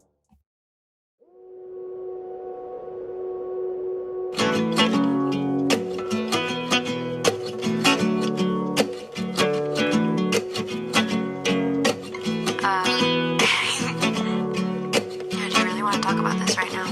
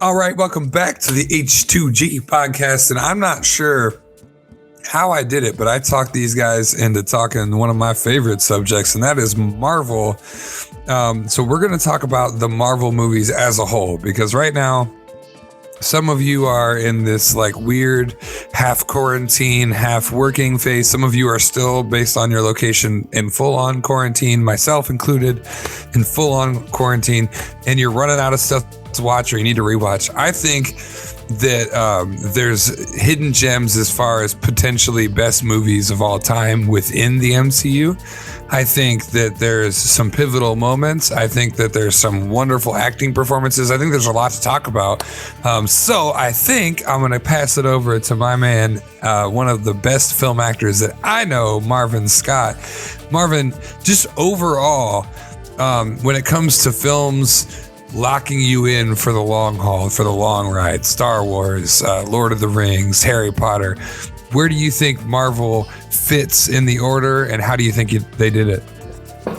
I think for me, Marvel goes right underneath Star Wars, and I haven't seen them all like Tony or you or Richie, but the films that have stood out to me have been the most recent one in years, Black Panther. I mean, that to me has such a huge impact, not only as an actor, seeing Chadwick Boseman's performance, and but seeing how it had a cultural impact. And I loved how Marvel was able to capitalize on that and gain even more fans from that movie. Was a huge fan of Endgame. I had a lot of friends kind of debate me about that, whether it's a good movie or not. But I mean, that's arguably on this panel we can say Endgame was a great movie. I can assume that. But Marvel, I think for me, just goes right underneath Star Wars because they're just so consistent. I'm a huge fan, more so than I am DC. I just feel like they just get it right. From Iron Man, Thor, Spider-Man, the Spider-Man series, which I was a huge fan of. I think Marvel got it right this time by not casting Tobey Maguire as Spider-Man. I'm sorry that I had to say that for everyone. For all of you out there. Well, there I said it. Richie, I said it. There I said it. Tobey Maguire, I'm glad, is not the new Spider-Man. The current Spider-Man is doing a phenomenal job. Everybody likes seeing him. Everyone enjoys getting the actual acting performance out of him, not dancing Tobey Maguire. So I feel Marvel's getting it right nowadays. They're casting the right people. Yeah, that guy, Tom Holland, is who we're speaking about. He had that role from the second he hit the stop button on his phone or whatever he recorded his audition with. I don't know if you ever had a chance to see it. Go to YouTube, find Tom Holland's Spider-Man audition. He's a gymnast. He can do a lot of the flips and twists and things that are required for that. And he's got that talent that you spoke of. I mean, He broke the hearts of everybody with Infinity War. And then they came back and he let him do it again with Endgame. I mean, his acting just hits your soul right away. He just earned it. I mean, Justin, from an actor standpoint, I mean, when you do the self-tapes and you go out and you go out on auditions, Tom Holland, he auditioned for the role of Spider-Man and didn't know about getting the part for 3 months. He went for 3 months thinking, okay, I just watched another audition, and they called him back, and sure enough, he's locked in the role, and he's never looked back. Yeah, that's a really interesting perspective on that too. Talking about casting, Richie, Marvin brought up casting. Marvel has done a good job of two different things, in my opinion. They've kept a big ticket cast on board for a long series, a long haul of films, but they've also introduced a multitude of cameos and new actors that have really kind of astonished and thrived. What is your take on Marvel and casting and actors in the performance? Marvel and casting, that's a great question. So first, I'd also like to say, huge comic book nerd over here. Loved it as a child. It's what really got me into reading. And I'd love to talk about DC at some point too, but at another point, we're talking about Marvel. Casting, I think, is their best thing they do, period. Of all the things to look at, casting's where it's at. Obviously Robert Downey Jr., kind of took the ball and set with it, because people tend to forget there were Marvel movies, and let's not forget Wesley Snipes with Blade and things of that nature that kind of came before Marvel Universe, but they've always done an amazing job with casting, and Robert Downey kind of just took the ball and ran with it. And we had so many great things, and honestly, I have to go with my favorite, which is going to surprise some people because I'm a huge Guardians of the Galaxy fan. Thor's my favorite comic book hero, period. But T'Challa, man, Chadwick. Black Panther is my favorite movie, period. It's not even close. And Rotten Tomatoes also tends to agree. I actually have the listings of what's considered the best based on critical appeal. And Black Panther's number 1, Endgame's number 2. Look at Marvin, he's with the critics. Iron Man, the first movie, number 3, Thor Ragnarok, number 4, and Spider-Man Homecoming, number 5. When we can keep going down the list, that's not my personal list, but that is pretty conducive to what I would, at least most people would say, is very good movies. And you look at your Tom Hollands and you honestly Chadwick, Robert Downey. Another one that caught me off guard, but once I saw him do it, was Chris Evans, because Chris Evans, before he did Captain America, did a lot of those teenage slapstick humor stuff, and he wasn't serious. And he was also the Human Torch for the Fox franchise before Marvel had its own universe. So he was like a joke character and joke casting to me. And then when I saw him as Captain America, that's when I was just I trust in the process, as the 76ers like to say. Because once I saw Chris Evans do that movie, I didn't know who Chris Hemsworth was, but I was like, you know what? He looks like Thor, so I'm not even concerned. And honestly, every person they've done has been incredible. I don't know how else to say it, but you would never really expect some of the characters, getting Chris Pratt in a movie. And I think a lot of people were not sure at that point, because you got to remember Chris Pratt was fun, lovable, fat guy, but then he lost 40 pounds and gained muscle to make sure he fit the role. Paul Rudd is Ant-Man, another questionable thing for a lot of people, and he turned out amazing. I mean, every movie and every actor they got. Now, the only one I wasn't really concerned with was Scarlett Johansson, because honestly, Benedict Cumberbatch, that was another one where I was is he gonna be a good Doctor Strange? And he killed it too. And it was just why do I question Marvel franchise at this point? And Kevin Feige, they make great decisions. Honestly, I would have loved Robert Downey as Doctor Strange, but you know what? Benedict made it his own, and I have full faith in every movie that they're going to come out with. I think it's getting a little too formulaic. I think we're seeing too many. Personally, as somebody who loves comic books, I'm kind of over how many are coming out, and I'm actually glad that they're taking a break before Phase 4 really hits in again. But in terms of casting, Justin, what you just said is why these movies are successful. You can talk about the heart, you can talk about the humor and the formula, essentially, that all these movies do, except for Black Panther. And what you have are just tried and true great movies. And it really starts with who are these heroes and being able to lock in these incredible actors. They always find a way to get it right. The only thing that they kind of struggled with was the Hulk. But, once they actually settled in on that role as well, it's just been incredible. And I'm going to go off with Chocolate Thunder on this one, actually, because I kind of feel like I introduced her into a lot of what I consider the best movies, as a matter of fact. So Chocolate Thunder. Yes, you did introduce me to, actually, I think, Captain America and Iron Man, and we've actually watched a lot of Marvel movies together. Yeah. 2 of the worst Marvel movies. Yep, you know what they are. I'm not going to say anything, but everybody should know which 2 we're talking about. My favorite, I do love Black Panther, but it also scares me a little bit. That's probably my second favorite one. But Thor Ragnarok, you just gotta love Thor Ragnarok. It's so funny, and also a little dark at times, but it's so good. And I can't get behind Fat Thor in Endgame. I just can't. How dare you? It hurts my soul. Oh, goodness. But Guardians of the Galaxy, too. That's another one as well. The first one. I like the second one, but the first one, I know Richie disagrees. We've had this conversation before. Yeah. But yeah, no, I love Marvel movies. I can fall asleep to them all the time, just because I know them front to back. It's really easy. They have a lot of replayability. There's a lot of elements to each film that you can always catch something new, and a lot of memorable moments that make the movies great. Christy, my question for you is, what is your favorite Marvel memorable moment? I honestly love, Thor Ragnarok, he's a friend from work. That part, that is the best line. I love it so much. And I believe there's a story behind that line where they had a little kid that had terminal cancer, or he was visiting from the hospital, and he actually told Thor to say that line. So I think the reason behind that, and it's such a good line. But Tony, what's your favorite? Well, everyone knows I like a plethora of these movies, so it's going to be hard for me to actually like pick one, because I'm big on X-Men. I'm big on Blade. I'm old school. I like The Punisher. If you all remember The Punisher with Thomas Jane and who was in Grease? John Travolta.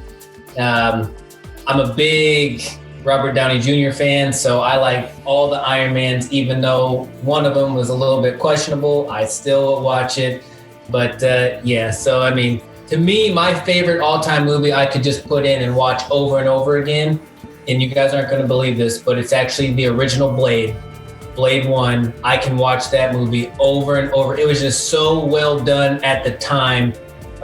And Wesley Snipes is such a badass in that movie. It is just... He's a bad mamma jamma. You can't describe it. I mean, there's a lot of movies. I'm not saying all the other ones are worse than Blade. I'm just saying for me specifically, I could watch Blade anytime, any night. I can watch any of these movies anytime, any night, except for Spider-Man, Spider-Man 2, and Spider-Man 3 with Tobey Maguire. I can't watch that. Disrespect in this panel. I really can't watch it. It's no those movies don't exist.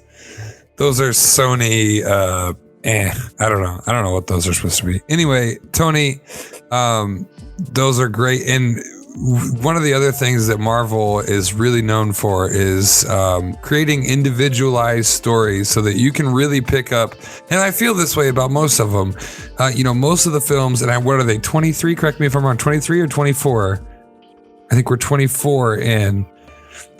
Most of these films have the ability to watch individually. I think that's a cool thing that they do. They make it so that anybody tuning in can get hooked based on their experience with this one film. You don't have to know 22 films worth. However, for those of us nerds that have been completely on board the whole time, there's an incredible story arc that branches through multiple movies, sequels included. Even the Netflix series ties in to the current books being written right now. If you guys are nerdy enough to be into the books right now, the story is developing and crossing multiple genres, multiple platforms. Tony, what are your thoughts on the story arc as a whole and how Marvel has chosen to deliver it over such a wide, diverse platform? Oh my gosh, that's an amazing question that you asked, Justo. And to be honest with you, they do such a good job with all their movies, of having you hooked and tied into, that individual character and its ups and downs and what they're fighting for and what they're fighting through and some of their obstacles that they have to overcome. But for me, there's two movies that really do this emotional roller coaster that doesn't really have to do with so much of like with Thor with love and Thor with his dad and Thor with his mom or Thor with his brother all the time. It's always going on, or his sister that comes in later on. But for me, it was Captain America, the Civil War, just the tension between, it's like a bromance where, you have Tony Stark and you have Steve Rogers and, they've always butted heads, but they respect each other. And then all of a sudden Bucky comes out of nowhere and Steve Rogers already has this connection with Bucky. And, when he was under the influence of, Hydra, Bucky I'm speaking about, he ended up killing Tony Stark's dad. So Tony he feels vengeful. So you feel for Tony, but you also feel for Captain America. So it brings you on this roller coaster ride in tension. And the other one that's different, it's on a completely different, it's not a romance, but it's not a romance, but it's a guy-girl relationship with an Endgame with Black Widow and I can't even think of it. Nighthawk. Is his name Nighthawk? Hawkeye. Thank you. Nighthawk. I don't know why that came in. Ronan in that movie, I was so happy. That whole, I've done really bad things. Hawkeye, he's killed people, he's lost his family. Nat, she knows that she's done the same thing, but she's kind of reversed over. But she won't let him die. She wants him to live because he has something to live for with his family. I mean, it just that scene alone is like 10 minutes. And you're just like on the edge of your seat, like, oh my gosh, what's going to happen? I was thinking they were going to fight it out and duke it out when I first watched it, but it didn't happen like that. They completely wrote that plot in that area so well that it just keeps you on your toes. Hopefully that answered your question. I kind of talked a lot. No, that's, yeah. There's a lot to talk about, and we'll get to that in a second. To me, thank you guys for sharing, because I've got a broad horizon of a view on the Marvel movies, and I'll always stand on their behalf and on the front lines too, and argue at every Comic-Con convention, every Facebook argument that Marvel is the best at what they're doing. And we can probably get into it once we cover DC and give them their due. Maybe we'll get into a Marvel v DC and talk about that. But I will say before I told you shouldn't ask me that question. The other good one too is Tony Stark throughout the whole journey, from Iron Man all the way to the end. It's so well of the journey that he had to take, and that just brought you in, because you liked him, but he was so about himself and all this other stuff. And so you saw him, how he came back around about it being about humanity, and then it being about family later on, and then being about friends. So, I mean, that too is another good one. Now I'll shut up and hit mute. No, you're good. You never have to mute. We can go on forever. I agree.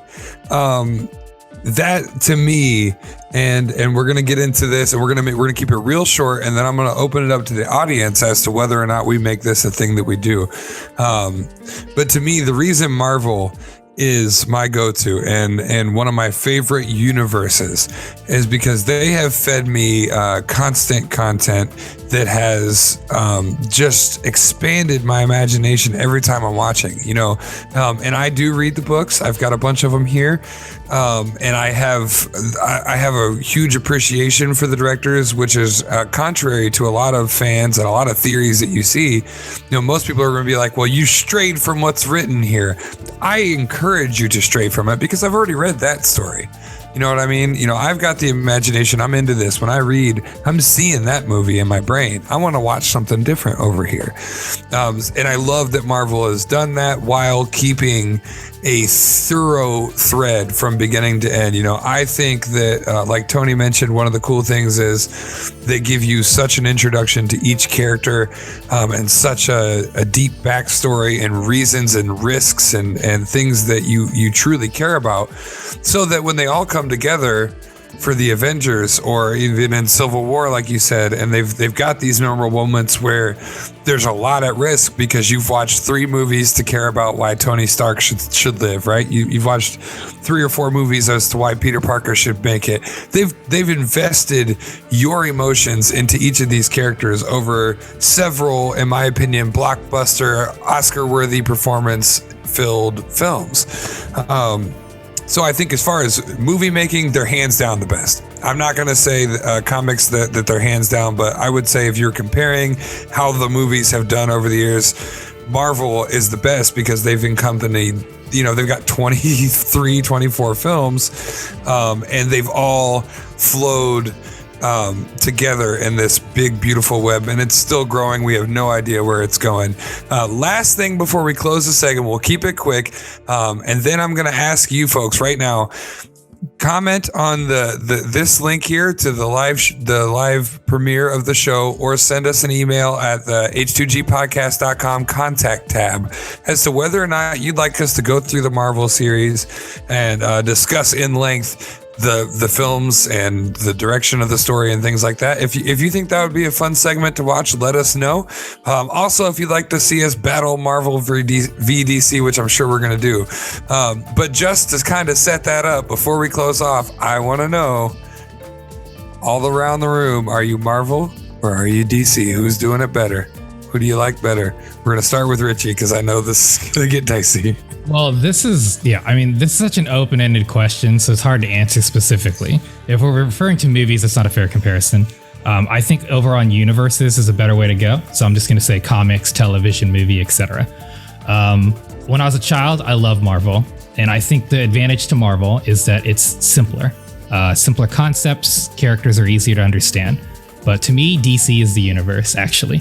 And we can get into the debates of this at another point. This is going to take too long. But to me, when you think of superheroes, you think of Superman, you think of Batman. I'm sorry, you guys can talk about these movies and they're great movies, but Superman, Batman, Wonder Woman, The Flash, the Green Lantern, like these are the characters you knew in your childhood, because these are the characters you saw in the comics. These are characters you saw growing up in television. And Superman is a character that somebody in India that's like 95 years old probably knows, and they might not know these other characters in Marvel. But DC, for sure, Marvel is actually a stealer of content, and we'll get into that at another topic as well. All right, Chocolate Thunder, Christy, which way do you swing? I'm just gonna do one comparison: Green Lantern, Deadpool. I'm gonna pick Marvel all day, every day. I can appreciate that based on the actor that plays both roles. Let's go with Marvin. Marvin, just as a precursor, remember we're gonna get into this, but who's your preference and why? Well, I mean, Richie, you got me, man. I'm sorry, I forgot. You know, I forgot what I grew up on. I forgot where my loyalty stood. I mean, I want to go with Batman, man. To go with DC, to go with those guys, because I mean, Batman was the first thing I turned on as a kid. You know, from jumping from one chair to the other chair, I thought I was Batman. I think everybody, pretending the ground was like, whatever, like an empty-less pit. You just didn't want to fall. Just pretend you're that guy. So it just took me back to childhood, man. So, yeah, thank you, Richie, for reminding me where my loyalty stands. All right, Tony, what do you think, man? Where do your loyalties lie?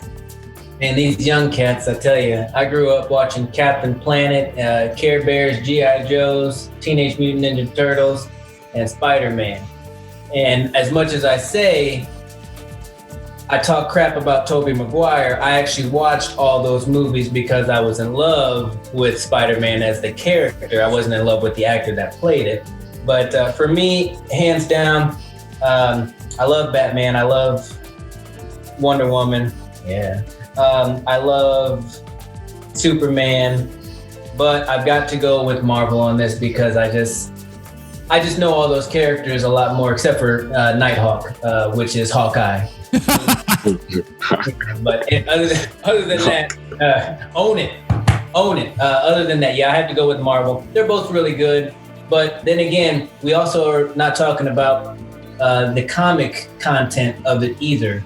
And I'm missing that as well. So maybe if I actually read the comics on both sides, maybe I'd have a different opinion, where I think the three of you, maybe even Christy, not to leave you out, Chris, you might have a different perspective just because you see both sides. You see the movies and you see the comic. So yeah, it's definitely a different world when you start comparing the books to the movies. I think we all have the sentiment that Marvel has been the most successful at making this a film franchise. But when you take into consideration the heroes on both sides, I'm still on Marvel. But like I said, we can go over that on another time. For me, the biggest thing is my imagination tends to roam in the realm of what if this could happen to me or those around me. And I think Marvel has done a more extensive job of trying to interlope superpowers and the ability to have them and what that would do to a person in this world. And they've set the setting as our cities and things that we can relate to and kind of put our brains into. Not that I'm not a huge, I've always said, now I okay? We will get into this if you guys want to. That's what we're looking to find out, if you want us to get into it. But DC, I've been a fan of Gotham, anything around Gotham my entire life. Outside of that, trash. But we'll talk about it later. So that's going to do it for this segment. Don't go anywhere. We have lots of fun going on. And we have Brian BUSTA Barnett joining us back as our artist spotlight. Some awesome things to say. And we're going to recap that creepy ghost hunt that Tony Ray and I went on that you all saw in the Halloween special. Don't go anywhere. You're watching and listening to the H2G podcast. Series of crazy events got me involved in the Curse of Briarstone. It was kind of like a whirlwind for me. I was working at the time for Ghost Town and Findlay, Ohio, and we had come up with this concept for kind of like an interactive drama, but we didn't know where we were going with it. And Matt Ehrman from Capture One Studios came to a meeting with me and Kevin, and all of a sudden there was this idea brewing, and then I sat with Matt over several weeks discussing turning a bunch of crazy ideas into this awesome story that he came up with, and I was hooked from seeing it on paper to seeing what needed to be done to make it happen. I was all for the challenge and ready to roll with it, and I was, I think from day one, just there and excited to be a part of it.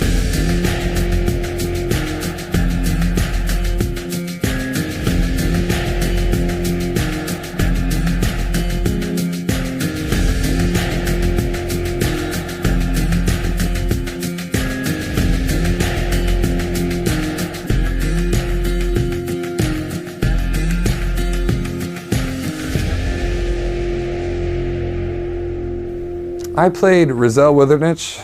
He is definitely the antagonist of this story. He's a witch doctor with a mysterious past that has come to Briarstone to essentially bestow his weird brew on the people of the town. And it seems that he's got some kind of plan. The role stuck out to me. I'm a villain guy already, and that's kind of, what I look for in a show. I will still go back and do comedy, but once I had an opportunity to play the bad guy, I don't know what it is. Rizal seemed like such a cool concept that I was obsessed with it. As soon as I got the role, I was working on the accent and the mannerisms, and being a method actor and being in a situation where we have the buildings, we've got, for all intents and purposes, we've got the time period captured. By the time Matt had all, the candelier brought all these awesome candles and torches, we've got horses out there, we've got dust and 18th century buildings, and then my costuming and makeup and everything that came with Rizal, it's hard to not just become a part of this world.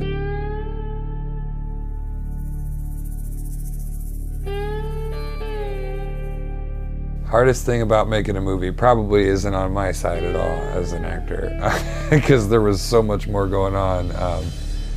Capture One Studios and Leap of Faith Productions, the work that they have to do to keep everyone and everything in order and in line with the plan, and seeing semi-truck trailer size full of lights coming into the set, and this need to go there, and then like the elements, we were literally recording outside, so rain happens, wind happens, cars, trains, planes, everything happens. That's got to be the hardest part, because you're trying to get this done, and I never before this knew or even thought about time constraints. I mean, when you get that many lights turned on and you get that many people out there, and those people need to eat, those people need to be able to rest, they need to be able to be at the top of their game, and when that number starts to climb up into the 20s and the 30s and the 40s, and now you've got 50 people standing around, and everything has to happen the way you planned it, otherwise they're going to continue to stand. In my opinion, that's got to be the hardest part, is navigating all that.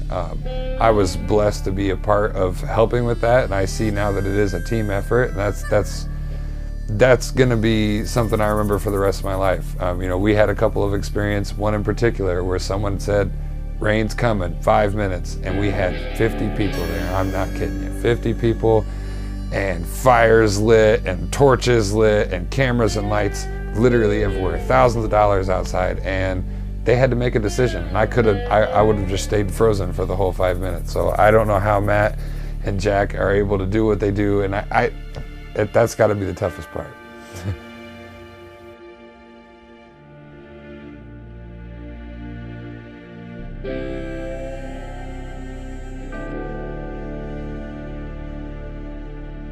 Firestone, first and foremost, sets itself apart from almost every other genre because it picked two of the hardest genres to combine and combined them effortlessly, which are Western and horror. As you can, just from the trailer, that excitement you get when it switches from that Western feel to this like crazy, what's going on? I've seen, like, just in the trailer, you see, the witch and all this crazy stuff, like lightning coming down and monsters. That's crazy. That's a cool concept that you're not seeing in either of those genres. Western itself seems to be dying or slowing way down, and horror is getting redundant and harder to watch. But nobody's putting those together, and nobody's adding a sci-fi twist like this has. I think it's, I heard Matt once say that this is similar to The Wizard of Oz in a way that it's going to be something new, and it's going to be something that just hits you. And I've always wanted to sit in the seats of the theater back in 1930, whatever it was, 32 or 36, when the first time black and white turned into a color explosion in Wizard of Oz. And I think we have our generation's version of that right now. And it's a good Western and it's a good horror, which is hard to find by themselves, and we've combined it. You got to check it out. What do you got to lose?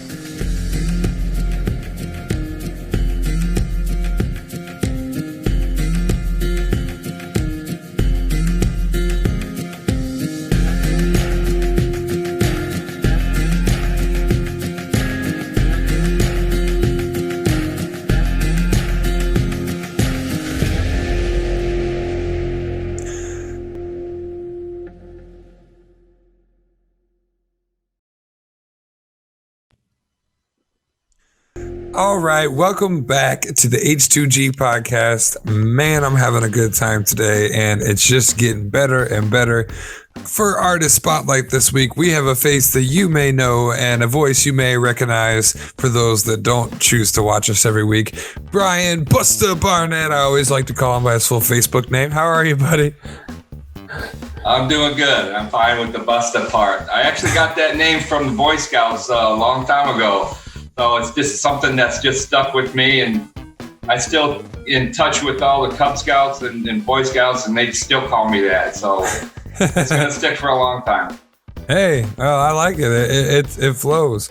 Well, Brian, we're going to do a little wrap up for those that got to check out H2G week a week ago on a Saturday. Halloween debuted the episode that featured spirits in nature. So we're definitely going to talk about that. But first and foremost, you had something very exciting happen this past week. The debut of a feature film by the name of The Curse of Briarstone, directed by none other than former Artist Spotlight, Matt Ehrman from Capture One Studios. So Brian, what was it like, man? You got a feature film, and this isn't your first, right? As far as something that had gone as long as it did, I'm looking at somewhere between, I thought it was April to October. It lasted a long time. But, actually to be with everybody every day, all day, going through everything that we did behind the scenes, in front of the camera, it was truly enjoyable. That whole time. And of course, at the same time, I was taking my master's degree, so I was under a lot at that time. But to see the final result, I can't wait for this Friday. I've got my tickets already, and I really can't wait for the whole premiere thing. Yeah, I mean, 1 week in the books, and then folks, if you missed your chance on the 6th and the 7th, this Friday the 13th, The Curse of Briarstone at Virginia Motion Pictures Theater in North Baltimore, Ohio, is streaming. You can go search Curse of Briarstone on Facebook right now. Get your tickets. Somebody help me out. There's a ticket link before this segment's over. We'll get you. It's Eventbrite, I think. Eventbrite, that's right. Curse of Briarstone, Eventbrite.com. Get your tickets while you still can, because COVID has changed the way seating works with the theaters. But this Friday the 13th and Saturday the 14th, The Curse of Briarstone. Man, I couldn't agree with you more, Brian. The process, the people, the length of the process. That's the first thing that comes to my mind as well. I wonder how long some of my favorite movies took to make, because this is, this huge clash between horror and Western, this unique thing that's never been done, fantasy at its finest, in my opinion. And it took like 2 years in total. Totality on this film was like 2 years to get it out, and that's crazy. So it makes me wonder about the others. You played a very interesting character that goes through a transformation. I know that you can't give us too many spoilers, but Brian, tell us a little bit about your character in The Curse of Briarstone. I actually start off with as playing the mayor of Briarstone. Very interesting character. He was more of a scaredy cat when it come down to fighting with the cowboys. But to be honest with you, it was an exhilarating experience to play such a great part. Playing along with the other leads, Rizal Withernich. That one was not easy to say, but however, I got that one out. But it was actually an interesting component with everything that was happening, the outdoors, the timing. I can't imagine what Capture One Studios and Leap of Faith Productions had to go through to every day that we did this production. That's The Curse of Briarstone, and as of now, I don't think, because I'm sure festivals are next, I don't think there's release dates. We are going to have Matt Ehrman back from Capture One Studios to talk about it, but as of now, your chance to for sure see this film is in North Baltimore, Ohio. Now, if you don't know any idea, you're like, what the heck is a North Baltimore, Ohio? It's about 30 minutes, I'd say, roughly 30 to 20 minutes south of Toledo, Ohio. If you know Lima, it's maybe about 30, 40 minutes north of there. A little theater in the center of town. Get your tickets. This weekend is the last weekend, Friday, November the 13th, Friday the 13th, and then Saturday the 14th. Now, Brian, we know you're an actor, and you've done all kinds of films that are kind of working their way through the circuit. What's next on your plate in that regard? Well, I have a trailer coming out. I believe it's supposed to be within the next week on the Marvel Universe Recreations, MRU. I was part of Dustin Johnson, and the character that I played was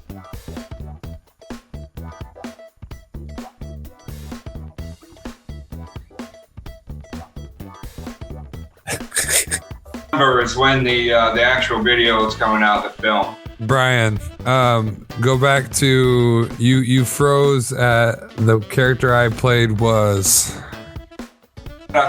Ego from the Guardian of the Galaxy Volume 2. That was actually really cool. It was very interesting. Of course, it's just a recreation of the Marvel Universe characters. And I can't wait to see what's happening. It was a really cool acting for me because it was kind of different. It was certainly nothing compared to Curse of Briarstone, but that's the only thing that I have going on right now. Just kind of taking a break, I guess.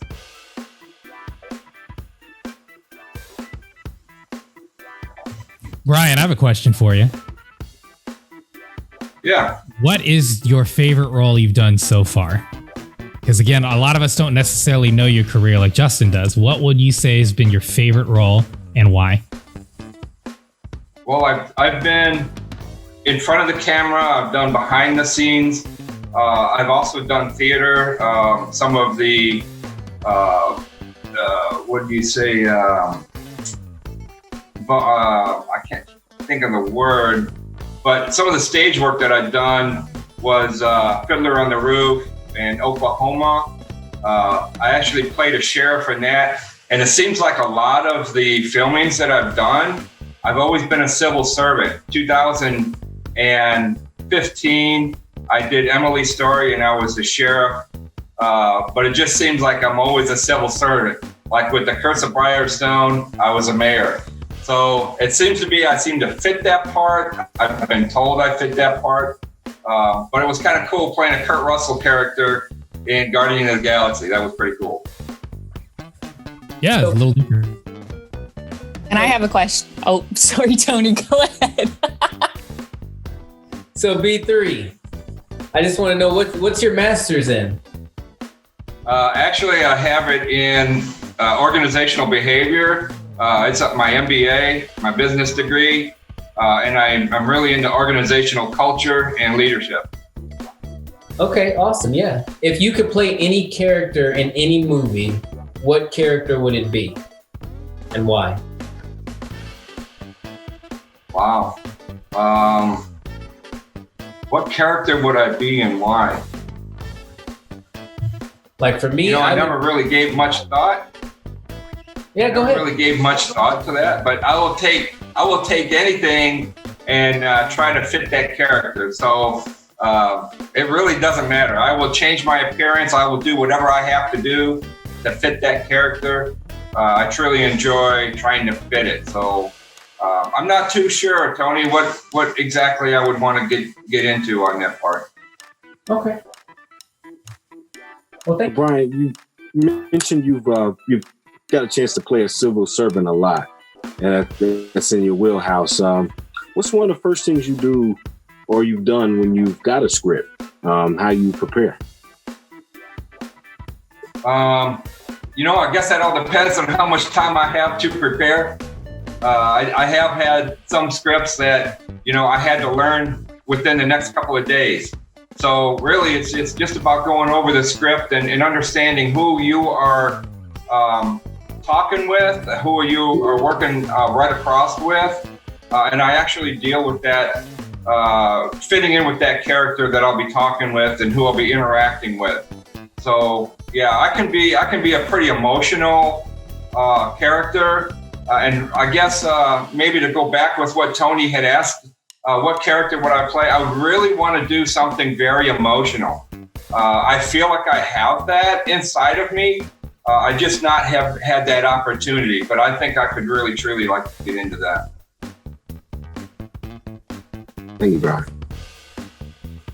That's awesome.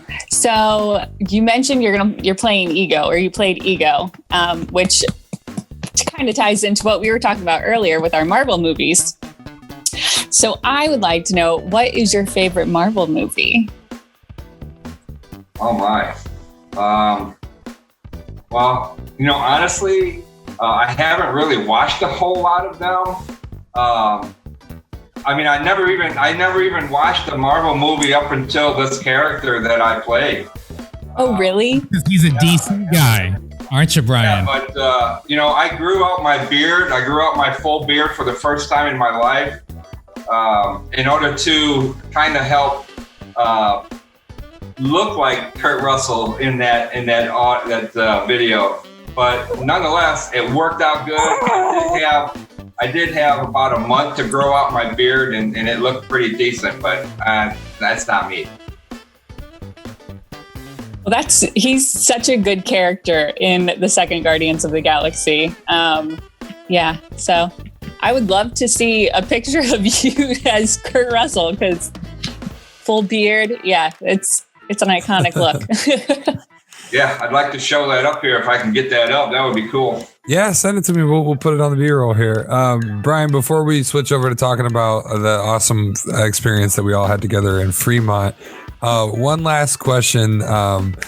because I know some of the answer to this. I was on a production of Briarstone. For those of you that don't know, when Briarstone originally began, it was like a 3-step process, right? So there was a short film that was made of the story that had a cliffhanger, and a portion of the next part of the story was then told live. So we were working on not only the full film, which, you know, luckily the short film and the full film were kind of 2 birds with 1 stone type of deal. We were working on a live version of that, and we also did a Western show that included a ton of combat and interesting elements. But there was like different restrictions and things that you had to adhere. So we're talking a period piece with Briarstone. And so none of us could shave and none of us could cut our hair. Brian, is that the weirdest? If that's the weirdest, talk to us a little bit about that. If not, is there anything else weird that you've kind of had to do to prepare for a role in order to do so? Because guys, I'm telling you, if you were a male and on this cast, you couldn't touch your hair. You couldn't touch the hair on your face for like 8 months. Yeah, that's exactly about how long it took. But, you know, it was an outdoor theater, and I've done theater before, so I know what it was like to be in front of an audience. I think I actually act better when there's an audience, to be honest with you. Trying to do it in front of a camera, there's nobody really looking other than those that are behind the camera. But that theater production, to go out there and the weather cooperated the whole time, which was unusual. So that was one good thing for us. But the only thing that we had to do was when we were into the combating thing is the amount of choreography that we had to do to not truly hit anybody and make it look good. So that was tough. That was tough.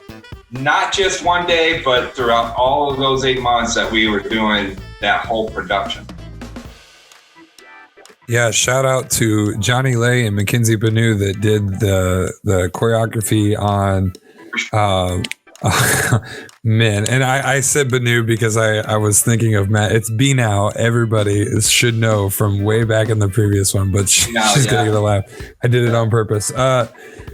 Yeah, the combat, the choreography, everything. Okay, so let's transition because you're a man of many talents, and definitely check out the Curse of Briarstone, CaptureOneOnline.com, Curse of Briarstone all over Facebook, all over YouTube. You can Google it, and then Eventbrite.com, Curse of Briarstone. Get your tickets this weekend. I repeat, Friday the 13th and the 14th of November here in 2020, the Curse of Briarstone at the Virginia Motion Pictures Theater in North Baltimore, Ohio. Now, about, let's say, what was it, a month and a half ago? Well, no, actually, this starts a little bit sooner than that. We had you on as an artist spotlight about 2.5 months ago and talked about Spirits in Nature, which is a paranormal investigation company that you started and are the lead investigator on. And we learned some cool things about that art. And at the end of that segment, you challenged Tony Ray and I to meet you in a place called Fremont, Ohio at let's see if we can finally get it right, Sandusky County Historical Museum, which is a house surrounded by mystery. We had no idea the history of this place when we first kind of dove into this, and we learned so much that night. I guess my first question for you, Brian, is overall, how did you feel about that experience, about having some goofy guys like Tony Ray and myself join you on such a, as we learned, to be quiet really quick, technical experience? What was the overall opinion? Okay, well, trying to get everybody to be quiet was not an easy task. But, I've done this place before. I had some expectations, but every investigation is kind of unique. And obviously, the more people you have, the more harder it is to control the environment, because it's the environment that you're trying to test with all of your items that you're using.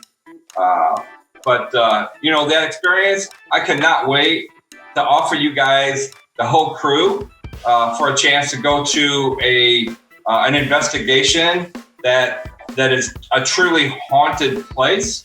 And I would like to work that up. I just need a little bit of time to make that happen, but I would definitely like to invite the whole crew to go again, because it was very interesting. I was able to talk about my tools and what they do and the purpose behind all of them.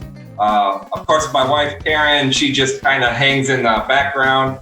When you had her on the special, she just kind of shook her head and could not believe that you had her on the video. So she had her little part in it too. So that was good too. Oh man, such a good night. So we're gonna get into in a second the standouts, and now you've told us, and those that haven't seen it, go check out H2Gpodcast.com. The episode is episode 2 of this season 3. It's labeled the Octoberween special. Cut throughout that episode is a full video production of the hunt and everything that went on. But we're gonna cover some of those specifics. But first, I want to get over to Mr. Tony Ray, who was, I know, super excited to go into the hunt, had certain expectations, had some things happen, but also had some feelings after. So I'm just going to turn it over to you and let you take it from here. Yeah, well, Justo, you were there with me, and we brought along Doug, and so we were trying to test the waters out. So really, the biggest thing was I wanted something to just kind of like talk to me, to pass by. I wanted something to just be there. And I definitely had moments, and I agree with Brian that if you're by yourself and you're a little bit more heightened, and there's not so much commotion, you might be able to pick up on some things. But we mostly ran into like battery drainage. My watch actually lost an hour of time. And, it's not a battery watch. It's an actual automatic watch that I actually wound before I even left, because I wanted my watch to be synced with the time for the trip. So I know that I would get there in time. La-di-da-di-da. Moving on. But those were the two biggest things. And then being there, Brian can talk on this a little bit, but it seemed like the girls really were the ones that were getting the connections that we weren't getting. I know we were together a lot and not really apart, but when we were with the girls, it seemed like that the devices were working for them more than it was working for us. But I don't know, Brian, do you have anything to say about those experiences, or did anything else stick out to you during the hunt? Well, Tony, when you mentioned something about the girls, that it was Brenda, and I can't remember the other girl's name. Brooke Foster. I'm sorry? Brooke. Oh, Brooke, yeah. When they were going at it, you kind of wonder, when you sit back and you think about the investigation, and you have time to think, what truly was the cause for just the girls? Because there was a number of us there. But there was only these 2 girls that were receiving all of the hits off the devices. Of course, their favorite device was the spirit box, because this gives an opportunity for spirits to actually utilize the vocabulary that's within that device to talk. And even if it's a yes or whatever. But I think it's hard telling what happened to your watch, Tony. That's a really interesting part that you brought up right at the beginning. But I would never have thought, I've never been in an investigation where the batteries would be so bad at keeping their charge. I mean, we went through so many batteries, the whole investigation. Never been through that before.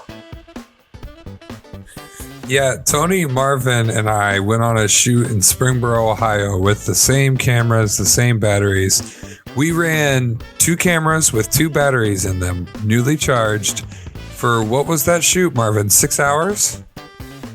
Yeah. I think That's about right. It was about a good 5 hours. 5 hours. I didn't have to plug it in before reviewing footage and getting things transferred over that night. That's how strong these batteries usually are. You know, I'm not trying to pull anything over anyone's eyes. I was the same way as Tony. I went with the Ghost Hunters once back in like 2012 and saw some cool things that I couldn't explain at the time, but now I feel like I've got a better grasp on life. So I really wanted that, like, for sure there is something going on in this house. And aside from viewing the girls and their communication with devices, I was kind of feeling like we were missing that, except for when it came to these batteries, because we charged we had 5 batteries with us. We were using, we had borrowed equipment from Spirits in Nature. They had like 6 to 10 batteries fully charged for their camera. And we couldn't sometimes even get 2 minutes away from where we put the new battery in before we were at completely nothing. So, you know, Douglas said right there in the interview, and I left it in there because I thought it was hilarious. You know, I'm sure someone smarter than me can figure out why that is. But, you know, Richie, what are your thoughts on that, man? I mean, and this is an honest account. Tony, Brian, correct me if I'm wrong, but everything that had some kind of brand new battery in it just would not hold a charge inside this house. Not just cameras, but some of the other devices that we had out too. Yeah. Yeah, I mean, I'm a little puzzled. I'm a man of science and data and statistics. I do not believe in the paranormal, although I do love things involving the paranormal. I love Supernatural, the television show, and I love horror films and things of that nature. So I'm a big fan of it, and I love like the concept. But I'm honestly like, I'm sitting here listening to the stories, and I believe them, which is why I don't really have much to reflect on, because I'm just trying to personally think about like, how could all these batteries and these electronics be like struggling like they normally would be?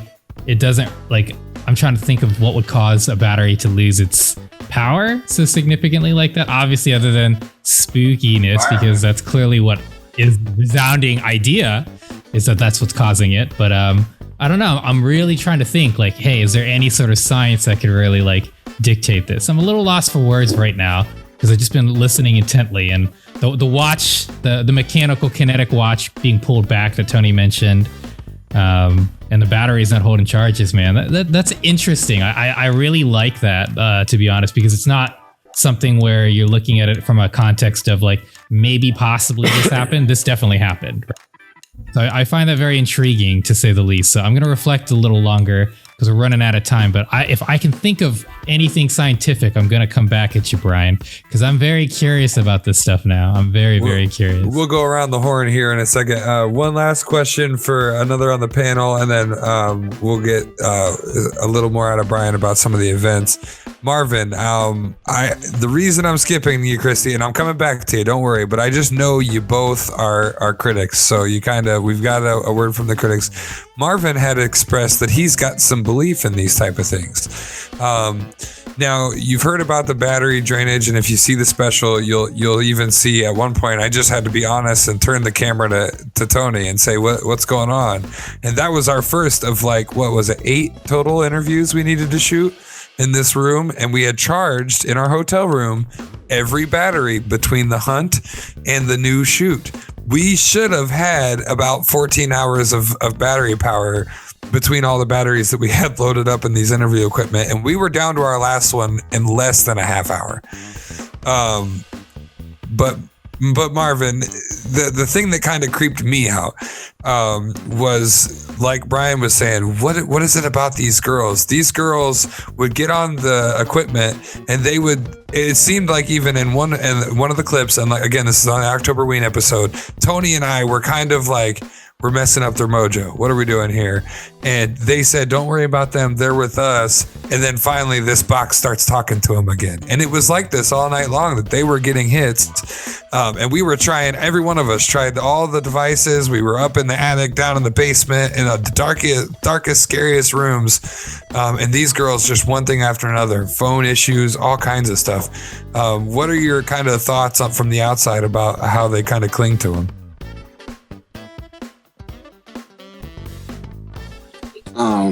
Well, I mean, this sounds like paranormal activity to me. you know, the start of it. I mean, yeah, you're right. I do kind of believe in that stuff. I mean, you never know.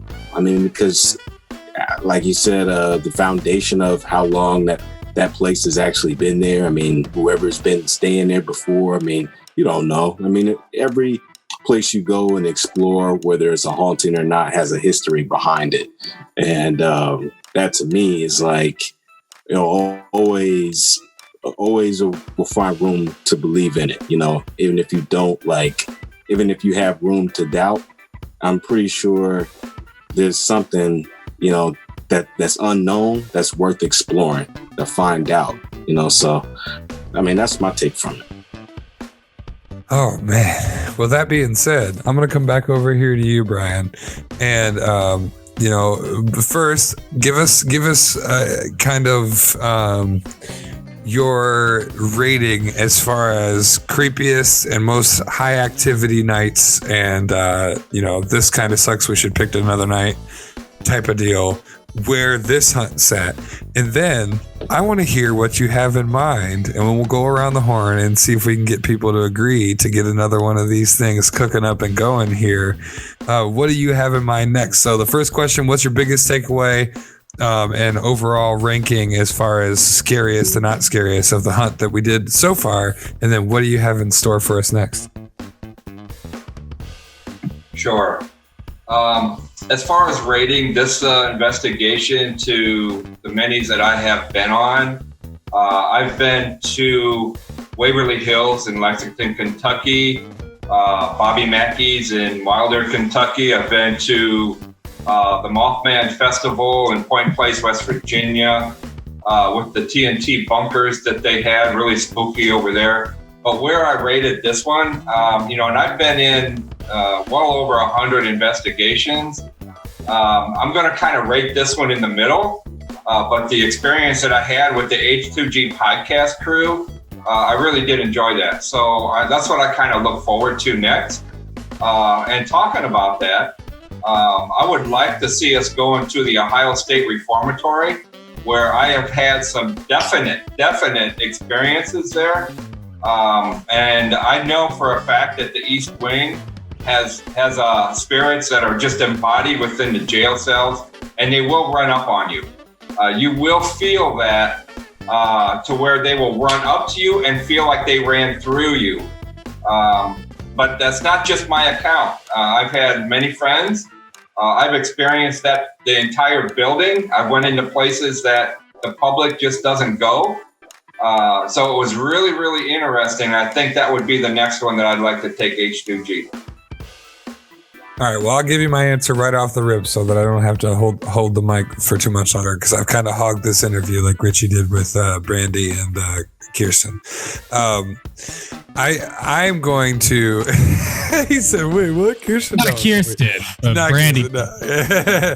I'm just messing with you. I will for sure go again, and I've heard big things. Just to set this up before I send it around to you guys, the Mansfield Ohio State Reformatory, that's what we're talking about, right? In Mansfield, Ohio?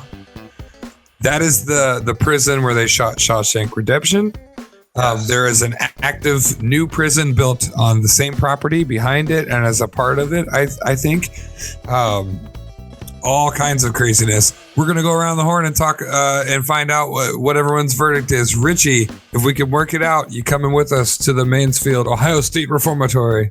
Work it out is the big key word here. We have COVID. We have me trying to fly, which is not great. And then will I have to, you know, it really comes down to those types of things. But if those types of things aren't a factor and I can fly safely and be able to come back to work, you got it. I'm down.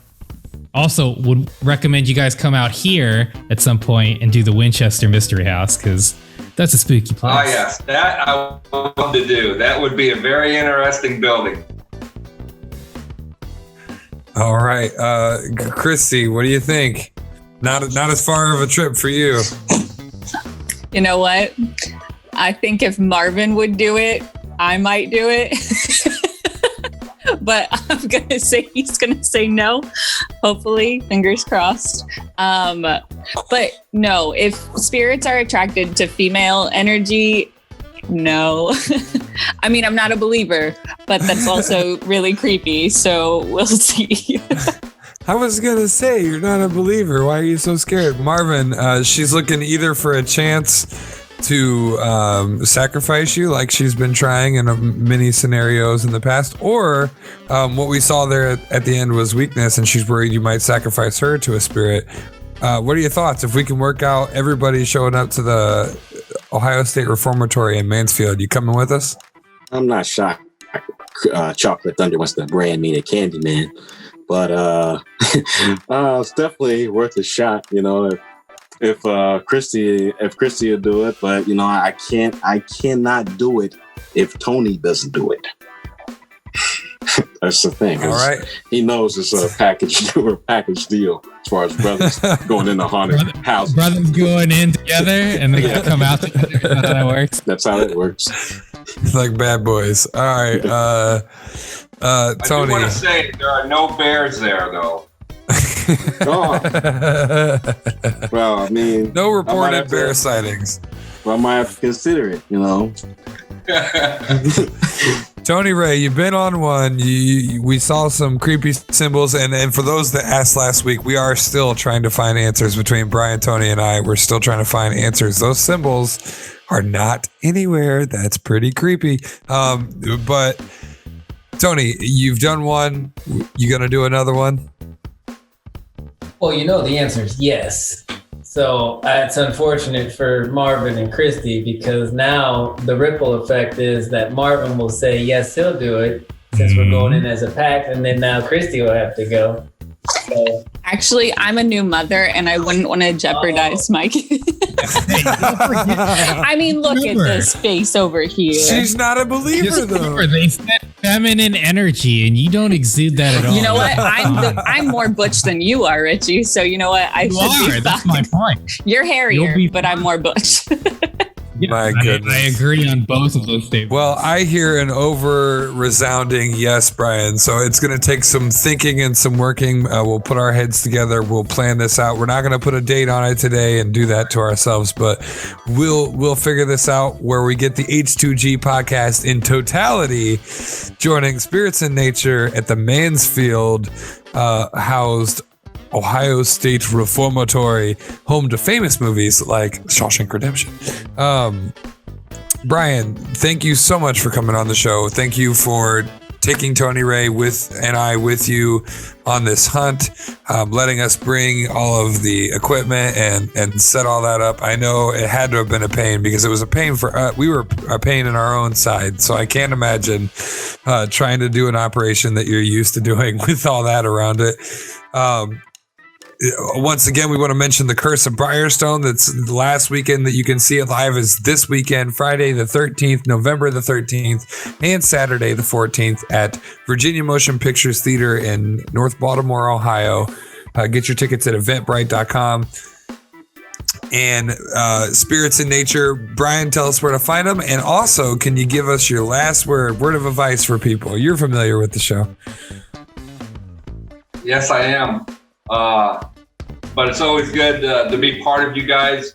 Appreciate the time, and let's move on. Let's go.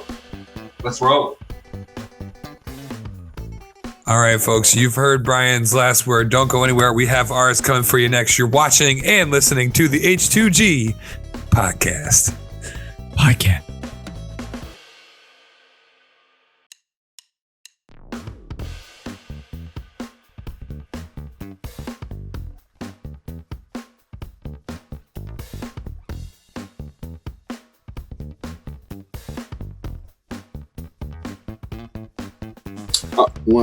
Welcome back to the H2G podcast. I want to thank everyone for tuning in this week. It's the time of our segment where we say our goodbyes, but it's not goodbye. I'll see you next week. We want to thank our special guest, Brian "BUSTA" Barnett, for coming on the show this week. Really enjoyed having him on again. He's always got some stuff, y'all. He's always got some haunted stuff out for us to listen to. But I want to thank all of you for listening to us this week. I urge you all to get out there and vote. It's very important. I can't stress that enough. And be on the lookout for the Curse of Briarstone. Justin, congrats to you. And congrats to Brian Barnett and the rest of the cast and crew for all the work that they've done. You can catch that on Friday the 13th, I believe, right, Justin? You can catch that on Friday the 13th. Tickets out on Eventbrite. And that is in North Baltimore, Ohio. So check that out. Can't miss it. And I want to thank you all for, Justin, Richie, Tony, Chocolate Thunder down there. Congrats to you for winning Game of the Week. It's always a joy and do this with you guys every week. You know, even when you're going through a lot, it's always great to see your faces and share laughs with you guys and share laughs with you all out there. So keep your head up out there, and we'll see you next week. Richie, any final thoughts from him out there, man? Yeah, honestly, going off of you, first and foremost, would like to thank Brian. I love when our guests come on here, and no different with Brian. Brian's obviously a staple at this point on our show, and we really appreciate Brian coming out here on the forefront. What Marvin just said kind of resonated with me. I've been having a couple of tough weeks recently, and it's been very challenging. Obviously, as you kind of maybe have even noticed, I've been talking about like materialistic things that have been kind of filling that void, so to speak. But it's been pretty tough on me, man. But having the show, having my friends around me, it's always a good time. And I really appreciate you listeners out here. We had a crazy busy week. We had our H2G week recently. Justin was like a slave just working to get his butt off to get all these episodes out. So we apologize, as Justin has mentioned, for kind of having to throw the H2G week out there, but we are back to our regular schedule. And hopefully we'll be having some of our staples back some more. We'd love to get Alex back in here. She's been doing some big things. She had a single recently out, so you haven't seen her, but hopefully we'll see Alex soon. And on that note, I'm going to let Chocolate Thunder over here, who's slapping the baby on TV, on video, everyone can see it. Child abuse. This is why we got divorced, as she always says. Chocolate Thunder. Because I beat you up too much. Yep, that's why we got divorced. Yeah, we had a great week. Super excited to move. Super excited to put my Christmas tree up. Getting ready for the holidays. But as for Game of the Week, I won. Don't forget, always shoot your shot, even if you don't know what you're doing. You never know, you might come up on top. Tony, any final thoughts? Yeah, so, congratulations to you, Chocolate Thunder, Christy, for winning Game of the Week. Everyone thought that it was going to be favored, and it wasn't favored at all. It was very difficult questions for all of us, and we all learned from it. So kudos to Richie for actually making a great Game of the Week. Christy's just, either a good guesser or smarter than we all think. And I think it's probably the latter. So the former? Oh, wait, the latter. She can probably, play that card all she wants to. We know you're a smart and sophisticated young lady. We know you are. Brian Barnett, this guy, I tell you, you spend evening with him in a creepy house and it just keeps you just on your toes, because this guy, he's good at what he does. He's very versatile, actor, ghost hunter, multiple things going for him. So you keep that up, Brian. We thank you as well. Don't put your Christmas trees up, like Christy said. Please don't do it until after Thanksgiving. We have to get to the first holiday first. But honestly, you can do whatever the hell you want to do. It's just my opinion that the Christmas tree doesn't go up until after Thanksgiving. And then my wife will tell you she hates this, but the Christmas tree has to go down before the new year, because we don't take old things into the new year. However, she wants to have a Christmas tree all the time. I see where she gets it from, Christy. You two are the same. Pecan pies, cheesecake, Coca-Cola cake, apple dumplings, sugar cookies. Those are just some of the desserts that I'd like. So if you want to make some of them, ship them to me here at the H2G podcast, you can do that, because this belly needs to get a little bit thicker. Until the next time, thank you for watching. Thanks to all of you. Thanks to all of the people on the panel. Love you, love you, love you. Have a good night. Man, all that food, and now I got to wrap it home, and I can't even eat any of that stuff. Yeah, ship it. Hit us up on the contact page, h2gpodcast.com, if you want to make Tony some sweets. Are you playing Santa? Is that what's going on? You got a Santa gig coming up? Yeah, I definitely have a Santa gig coming up. It's a remake of the Tim Allen movie. I'm making that BUSTA Barnett. He's going to be playing Jack Frost, Martin Short's character, and I'm going to be playing Tim Allen's character. But I'm trying to get this, a little bit thicker. Okay, a little more into character. I got you. Yeah. Oh man, thank you guys for another awesome week. Thanks once again. I know I thanked at the top of the show, but thank you to everybody that had a hand in helping H2G week happen. We do apologize, like Richie said, technical issues just happened, and we happened to lose our main heartbeat that makes this thing going. So the fact that we were able to bounce back and put our hands in together and release a week's worth, I think over 10 hours of footage in 6 days. Incredible. I appreciate everybody. I love you all. Curse of Briarstone. I know Marvin mentioned it. I'll mention it again. Friday the 13th. This Friday is the last Friday, and Saturday the 14th are the last 2 nights you get a chance to see this on the big screen at the Virginia Motion Pictures Theater in North Baltimore, Ohio. Former artist spotlight Matt Ehrman, Capture One Studios, myself, Brian Barnett, some other actors and actresses that we're going to feature on Artist Spotlight in the future, all involved in this huge cross between sci-fi, horror, and a good old country western. So if you've never heard of anything like that, like me, make sure you go check that out. This is your last weekend to see that on the big screen before it hits the festivals and then eventually to Amazon. My advice to all of you coming out of quarantine right now, I'm talking to you from quarantine because I just lost 2 weeks of my life and a whole bunch of money because people don't wear masks and people get people sick and people aren't paying attention to the fact that it's getting colder and germs are real and they're all over the place and you're spreading them to people that don't want them. Wear your damn mask. Live, laugh, love like it should last. Have a good week. We'll check you out next week. This has been the H2G podcast.